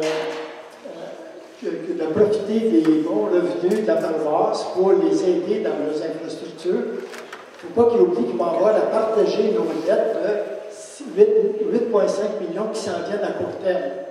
Monsieur, je voudrais ça prendre une interrogation par rapport à vos chiffres que vous mentionnez. Parce que hier, j'ai bien expliqué comment ça fonctionnait au niveau des investissements. Lorsqu'on a la taxe d'assises qui vient de l'essence, c'est un programme qui est sur une période de 3 ans, 4 ans. Et puis, quand on doit investir avec cet argent-là, sert au niveau des infrastructures, égouts et sanitaires. C'est des choses comme ça que j'aurais aimé qu'ils soient mis en annexe pour expliquer au monde de ce qu'on s'en va. Non, parce que ça n'a pas vraiment d'impact. Oui, ça a un impact. C'est les gens qui vont avoir des pays. Non, ce que je veux dire, là, c'est que la taxe d'assises, là, est sortie en 2019. Elle va sortir en 2019. Présentement, elle n'est pas disponible. On ne peut pas avancer on ne peut pas faire aucun projet. Pourquoi? Parce qu'on ne sait pas exactement comment ça va coûter. On peut quand même faire des estimés. Non, parce que regardez, nous, là, on a un projet présentement, c'est la rue Saint-Jean-Baptiste, de la caserne de pompiers jusqu'à la fin du village en direction de Saint-Jean-Baptiste. C'est un projet de 1,4, 1,5 million, on estime, mais on n'a pas fait encore d'évaluation réelle avec des plans. Par contre, on ne sait même pas comment on va recevoir de la taxe d'assises. Et encore là, j'ai répondu hier par rapport à cette question-là. C'est pas le village, c'est pas le maire, c'est pas les conseillers qui décident. C'est dans notre plan d'intervention. avant d'avoir la taxe d'assises, on doit soumettre un plan d'intervention au gouvernement selon ce que le gouvernement va étudier sur ce plan d'intervention-là, selon nos infrastructures, à changer s'il faut changer. Parce que ça se peut que dans nos infrastructures, il va y avoir une priorité. Quand c'est une priorité 1, là, ça veut dire que les égouts, là, ils pètent souvent, et il faut faire des réparations. Il y a beaucoup de fuites. À ce moment-là, ils disent la priorité 1, c'est celle-là. Nous, on sait que dans notre dernier plan d'intervention, c'était Saint-Simon, Saint-Jean-Baptiste. Ça se peut que dans le prochain plan d'intervention, ça se peut que ça ne soit pas ça, que ça soit un autre. Mais nous, on sait bien que cette partie-là, elle devrait être faite. Et nous, là, présentement, on avait une priorité pour cette année. Et avec le MTQ, ben, on s'est fait dire que ben, là, pour le projet de l'asphalte, parce que l'asphalte, eux, remboursent une partie. Ce n'est pas les citoyens qui payent, étant donné que c'est une route 227, ça appartient au gouvernement. Eux en payent une partie, puis on n'est pas pour faire les infrastructures après qu'ils aient fait l'asphalte, pour leur demander de retarder l'asphalte. Sauf que le programme de la TEC n'est pas encore sorti officiellement. Puis nous, on n'a pas encore terminé l'exercice des radiographies de nos infrastructures. Il reste encore une partie de la municipalité. Puis ça va être fait sous peu prochainement. Après ça, ça va être remis à la TEC, mais il n'est pas encore officiellement sorti. Merci. Le 8 millions, je ne sais pas de où ça sort. Mais nous, là, il sort du Lac-Huron, il sort des rues Berger, Palandine. Là, j'avais mentionné le village, mais nous, le village, il n'y en a pas d'autres. Non, mais 2,5, j'ai dit c'est à paroisse. Merci beaucoup. Bonjour tout le monde, je viens de monter du village. Je regardais pour les taxes, les hausses, les baisses et tout. Je t'avais emballé au début, mon ami, j'ai comme un petit peu déchanté. C'est parce qu'au début, ils avaient beaucoup de taxes, pas mal en tout cas, je trouvais ça un peu la peine. Mais à un moment donné, il fait de la taxe spéciale quand même. Je m'en sers un petit peu d'informations sur la taxe spéciale. Pourquoi il faut payer une taxe spéciale au village? Parce qu'à un moment donné, on veut avoir la hausse escomptée, on a juste 2 %. C'est ça que j'accroche, moi.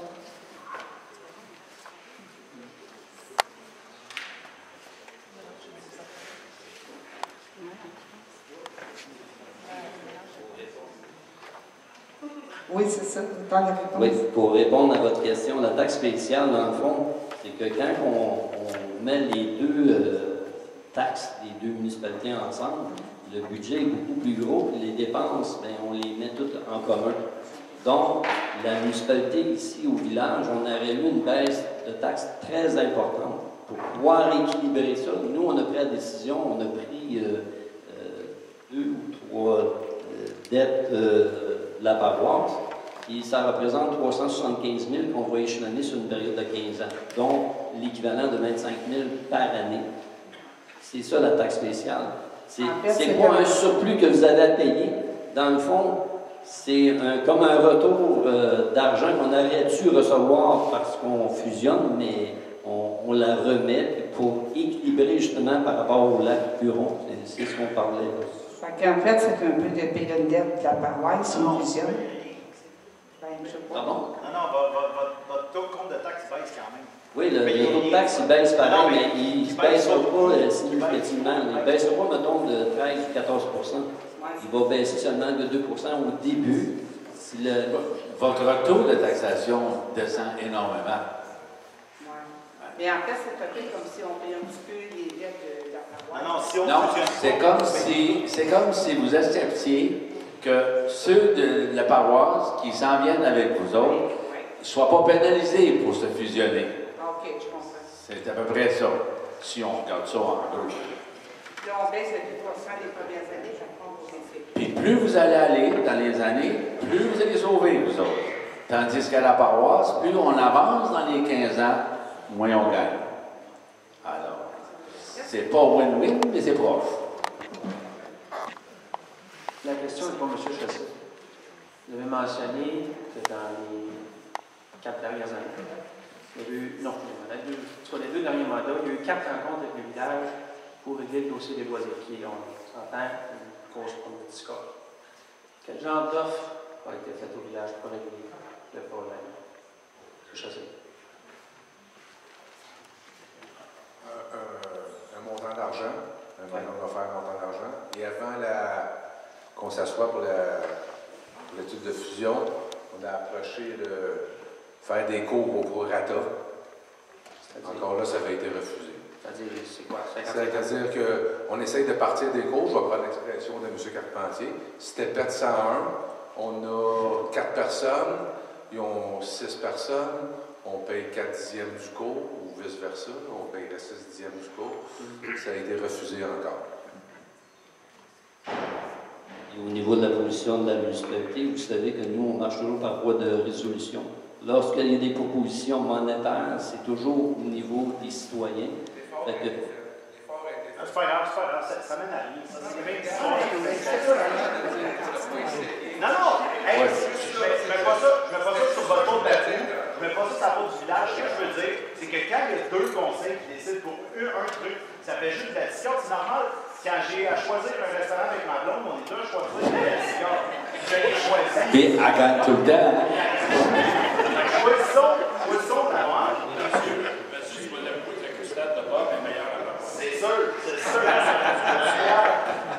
Mais arrêtons d'essayer de trouver si la faute à qui. Je le sais, c'est quoi. Est-ce qu'on a des propos avec la... Comment? La question... Non, la question par rapport à la question. Je pense que la seule chose qui m'importe, c'est les gens. Exact. J'ai essayé de travailler pour régler le problème. Non, mais exactement. C'est parfait. C'est pour ça que je trouve que un effort. C'est parfait. Puis je trouve que c'est juste le meilleur exemple que la fusion va nous permettre d'avancer dans une même direction. Puis on s'impliquera, ceux qui ont le goût de s'impliquer, ceux qui ont des idées. Avec un conseil, on va avoir une direction, on n'aura pas 2 conseils. Puis ça, c'est pas de la faute à personne qui est ici. C'est juste une question de, quand il y a 2 visions, c'est plus difficile à arriver à une solution. Et si on a une vision, ça va aller plus vite. Surtout si on est assis à la même table. Ah, voilà. Donc,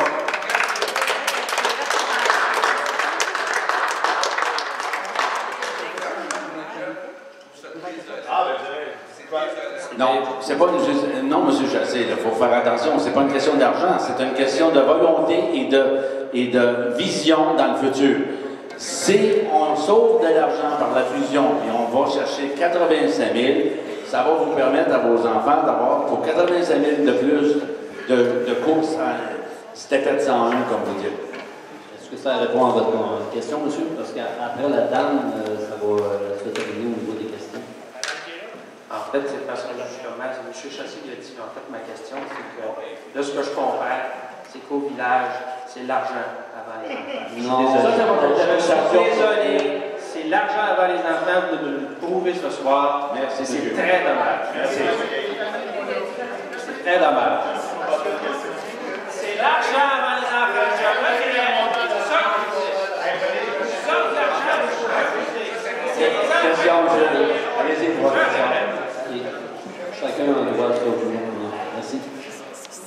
Bonjour, Francis Beauregard. C'est comme mon cousin, 42 ans. J'ai vécu 25 ans au village. J'ai 17 ans à paroisse. Un ou l'autre, on a toujours été pareil. Tout le monde est pareil. Ça s'estime encore. On vient de le voir encore. Là, j'aimerais juste savoir une chose. Là, on entend juste les 2 mains parler. J'aimerais ça entendre les conseillers aussi parler. Qu'est-ce qu'ils en pensent de la fusion? Autant l'un que l'autre. Ils n'ont même pas le droit de parler. Ils sont fait avertir de ne pas parler. Ça parle plus fort en arrière. Je vais juste répondre à votre question. Parce que René Poirier, quand il siège au comité du conseil de la paroisse, il est là pour défendre les intérêts de Sainte-Marie-Madeleine. Le même René Poirier, quand il est assis au indice du ruisseau, n'a pas la même pensée. Je ne peux pas répondre à ta question. Mais il faut arrêter de mettre une population en otage et des enfants.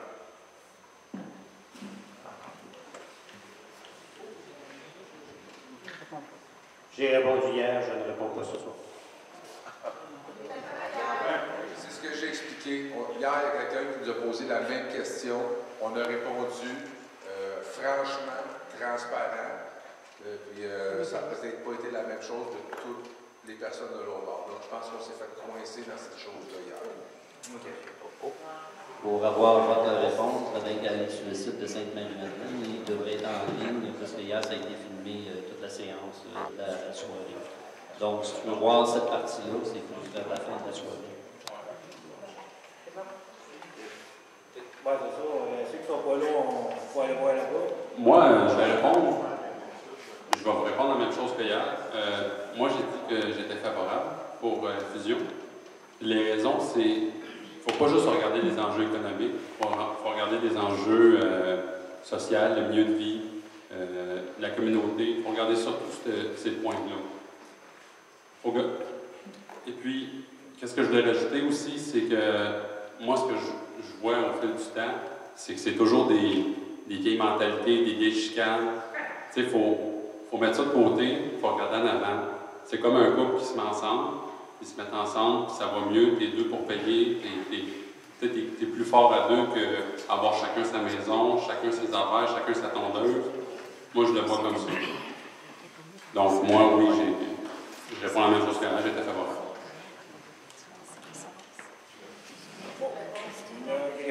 Non, ben moi aussi, je vais répondre, si vous me permettez. Tournez-vous un petit peu. Là, ça parlait de... Vous voyez chercher. Ah, je cherchais, là. Non, mais dans le même ordre d'idée qu'hier, moi, ce que j'avais mentionné, c'est qu'il y a des beaux chiffres là-dedans. Moi, j'ai une préoccupation. Je sais, il y a des gens qui vont dire arrête de prêcher pour l'agriculture, mais c'est une préoccupation qui me touche personnellement. On a fait des gros gains cette année, la paroisse, pour faire comprendre la réalité agricole. Le conseil du maire jusqu'à tous les conseillers, on s'est assis, on a regardé comment on pouvait faire sans pénaliser les citoyens. On est arrivé avec une solution adéquate pour tout le monde.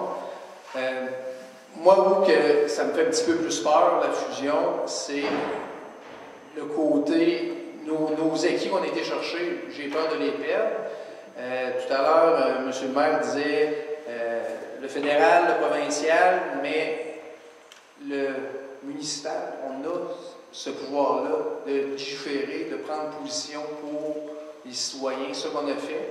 Si on attend après le fédéral et après le provincial, on va avoir le temps de mourir 10 fois avant qu'eux aillent statuer.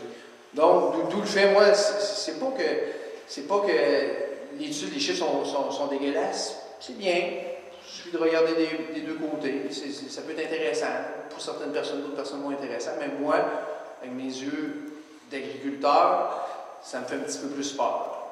C'est ce que je dis. C'est quoi? Mon père est maraîcher. Mais mon cousin, il est là, puis son père est maraîcher, c'est mon oncle. On sait c'est quoi. Moi, j'aimais juste savoir ce que le monde en pensait. Pas juste entendre les montants, puis tout. Oui, il y a déjà l'argent qui va se jouer en jeu là-dessus, mais le monde aussi va savoir ce que vous pensez. Moi, si vous permettez, monsieur, j'ai donné mon avis hier, je peux vous la répéter à vous ce soir et à tout le monde qui est ici. Moi, c'est évident que de la façon que j'en parle de la fusion, que je suis pour la fusion. OK? Et pour les chiffres, et pour les chicanes, comme vous dites. Pour une fois, c'est la 5e étude qui se fait sur la fusion, et puis ça tombe à l'eau, ça tombe à l'eau. Il y en a un qui dit non, l'autre il dit oui, le village va avoir la fusion, la paroisse dit non. En 1997, lorsqu'on était élus, nous, on s'était engagés à développer le projet, amener le projet de faisabilité, de fusion jusqu'à terme et aller jusqu'au référendum. Rendu au référendum, on vous demande de venir donner votre opinion selon votre cœur. Si vous êtes plus à Biesse, pensez à Biesse. Si vous êtes plus au cœur, pensez à votre cœur. Mais venez voter. Puis dites à vos gens, expliquez à vos voisins aussi l'importance de venir voter. Parce qu'il va y avoir une élection, un référendum qui se fait et à la paroisse et au village. Mais ça prend un résultat positif dans les deux, hein, si on veut que ça soit correct. Alors, de cette façon-là, si on arrête nos chicanes, ça va être un plus pour la ville, puis on va pouvoir arrêter de penser que ça fait 37 ans que c'est comme ça, puis que le même gars, il ne veut pas la fusion. Aujourd'hui, là, on pourrait travailler pour l'avenir. OK?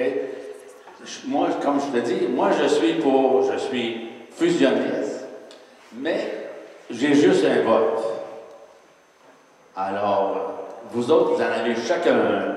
Alors, décidez-vous à savoir qu'est-ce que vous voulez faire avec cette étude-là, qui, à mon avis, est bien montée. elle est bonne pour si on considère le délai du temps de 2017, les chiffres connus audités de 2017, on fait un budget pour 2018, c'est ça que ça donnerait. C'est sûr qu'en date d'aujourd'hui, on est en 2019, il y a des conjonctures, comme disait M. le maire tantôt, qui sont différentes, qui peuvent même avantager les chiffres qui sont là-dedans, et puis éviter des dédoublements. Alors, on a tous les avantages. Mais c'est à vous. Mais pourquoi que c'est un référendum consultatif? Pardon? Pourquoi que c'est un référendum consultatif? Monsieur, peut-être que M. Gignac ou...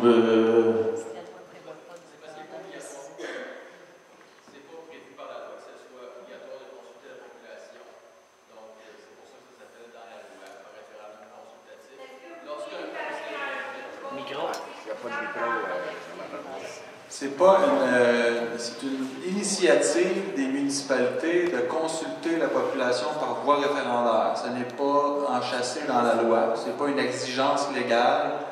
Donc, les conseils municipaux ont convenu qu'ils souhaitaient être consultés par une voie référendaire. Advenant qu'il y ait le dépôt d'une demande commune au gouvernement, la ministre des Affaires municipales aurait pu exiger la tenue d'un scrutin référendaire ou la tenue d'une audience publique.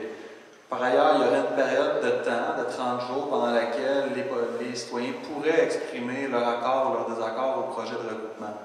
Mais là, c'est une initiative des municipalités. Donc, compte tenu que ce n'est pas obligatoire, c'est pour ça que ça s'appelle un référendum consultatif. D'accord. Mais quelle assurance qu'on a que notre voix va être bien entendue? C'est parce que je suis un peu pris ici. Je suis désolée.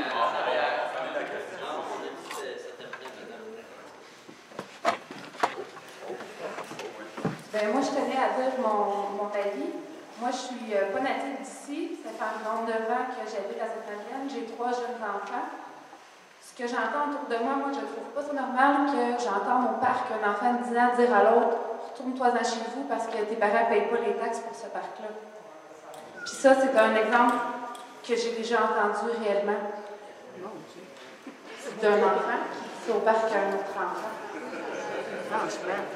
J'ai pas d'endroit précis à donner, mais ce que je veux dire, c'est que j'entends juste des gens qui disent est-ce que ça vaut vraiment la peine parce que j'ai une baisse de 30 $, juste 30 $ sur mon compte de taxes. Mais il y a tellement plus que ça. Quand je regarde, je suis beaucoup impliquée dans le village, puis dans, exemple, aux Chevaliers. Pourquoi que ça fonctionne si bien, les Chevaliers, quand c'est autant les gens de la paroisse que du village? Pourquoi l'OPP fonctionne bien? C'est ça que je m'interroge. Ils sont capables de fonctionner, eux. Pourquoi pas nous aussi? Je trouve qu'on pourrait faire quand même de grandes choses, autant des loisirs. Pourquoi qu'on n'a pas une belle patinoire, tout le monde ensemble, que les 2 municipalités puissent en profiter? Il y a 9 ans, ça est arrivé un peu après ce qu'il y avait. Il y a 12 ans, avant 12 ans, ça allait bien. Oui, mais là, il y a plein. Moi, là, pourquoi je suis devenue conseillère, c'est pour représenter les jeunes familles. Il y a beaucoup de familles qui se sont établies autant à Sainte-Marie-Madeleine qu'à Sainte-Madeleine. Moi, j'étais pas là, toutes les familles-là n'étaient pas là il y a 15 ans. C'est maintenant, nous, on bâtit le futur de nos enfants présentement. C'est correct aussi. C'est bon, on va laisser le solder, Bon, mes questions portaient justement sur le référendum parce que c'est la prochaine étape le 2 juin. Et puis, de temps en temps, on entend consultatif, on entend venir dire votre avis, j'ai entendu décision. C'est un référendum consultatif, ce qui veut dire que est-ce que c'est des votes séparés paroisse et village? Et si c'est consultatif, ce que je comprends, c'est que ce n'est pas décisionnel, donc ensuite vous pouvez en faire ce que vous voulez. Et également, s'il y en a un qui disait, j'imagine que c'est 50 plus 1 la majorité, j'imagine ça parce que je n'ai pas entendu. Est-ce que s'il y en a un qui dit oui, l'autre dit non, il y a d'autres étapes après ou ça arrête? Avez-vous prévu ça dans vos réflexions? Au niveau du village, au niveau du référendum, nous, c'est dans le cadre de Rêver votre municipalité qu'on a fait la consultation publique auprès de nos citoyens il y a 4 ans et demi. Et puis les gens, dans nos questions, on avait inséré dans ce document-là le questionnaire à savoir si les gens étaient favorables ou pas favorables au niveau de la fusion. Et puis s'ils étaient intéressés qu'on puisse faire les démarches. il y a 2 ans et demi, on a commencé les démarches. Ça a abouti qu'il y a eu les élections et puis ça a été reporté à cette année. Après avoir fait les travaux en accord commun, on a décidé de faire une consultation, effectivement, un référendum consultatif. Ce que ça veut dire, c'est que nous, on s'est engagé auprès de la population. Oui, on va vous livrer la marchandise. On va faire un référendum. Et puis, si advenant que ça devient favorable, ça va être aux 2 parties de prendre position. Je verrais bien mal que si le référendum est vraiment positif des 2 côtés à 51, je verrais que oui, il y a une décision à prendre, mais si c'est 59 de leur côté, puis chez nous 80, je pense qu'il n'y a pas de décision à prendre. Je verrais bien mal de leur part de dire mais on ne veut pas aller plus loin. Parce que les gens se sont prononcés. Nous, dans le fond, on voulait amener ça jusqu'à la décision des citoyens, parce que moi, je travaille pour les citoyens.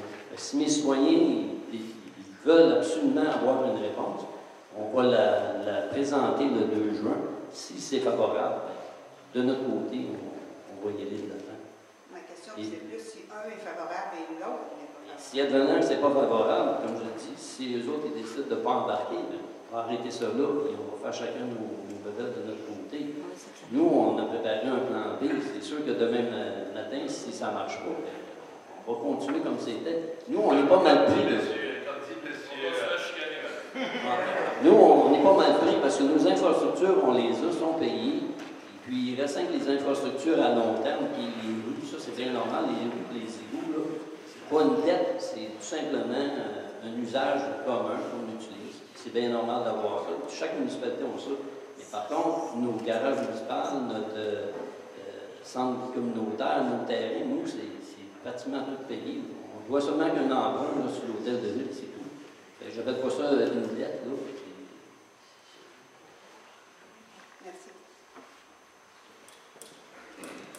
Est-ce que vous allez publier les résultats du référendum consultatif? Bien, moi, nous, de notre engagement, c'est sûr et certain que le soir du référendum, les journalistes vont être sûrement là. Et puis le lendemain matin, boum, ça va être la première affaire qu'ils vont mentionner. Puis dans un journaux, ça va être probablement déjà mentionné. Mais sur notre site, nous, on va s'engager à donner tout de suite le résultat. C'est garanti. Puis admettons que c'est 55-45, c'est vous autres qui décidez. Vous êtes-vous mis un barème de pourcentage, ou si vous écoutez le peuple au vote, à l'unité? Bien, selon les termes d'une élection normale, référendaire, c'est toujours 50 plus 1. Oui. S'il y a 65% au village, ou 65% à la paroisse, ou 45% au village, c'est un... On va ça comme un rejet. C'est que la population va parler. Nous, ce qu'on a fait comme promesse électorale, quand on s'est présenté notre vote, c'est d'amener l'étude de la fusion. Puis le vote qu'il va avoir, si ça 60% de la fusion, ça va se fusionner, c'est à la population de décider dans le chantier. C'est pas à nous autres à décider, c'est pas à eux à décider, c'est à la population. Je vous demande fortement d'aller voter le jour du référendum. C'est tout. Puis on va respecter, on va se mettre en charge de respecter le vote de la population. Si ça arrive à 40% à paroisse, c'est fini. C'est tout. On passe à une autre étape. Parfait, merci. Merci beaucoup. Je suis désolé, monsieur, c'est ce qui m'a fait aux questions, parce que là, il y a des gens qui s'annoncent. Avant, madame, on avait dit que c'était terminé. Ça m'a fait à la période de questions. Alors, merci, bonsoir. Moi, j'ai une petite question technique, ça pas long. J'ai déjà entendu. Je viens de refuser quelqu'un, monsieur, je suis désolé. Je ne peux pas faire ça. Parler que le référendum serait par téléphone.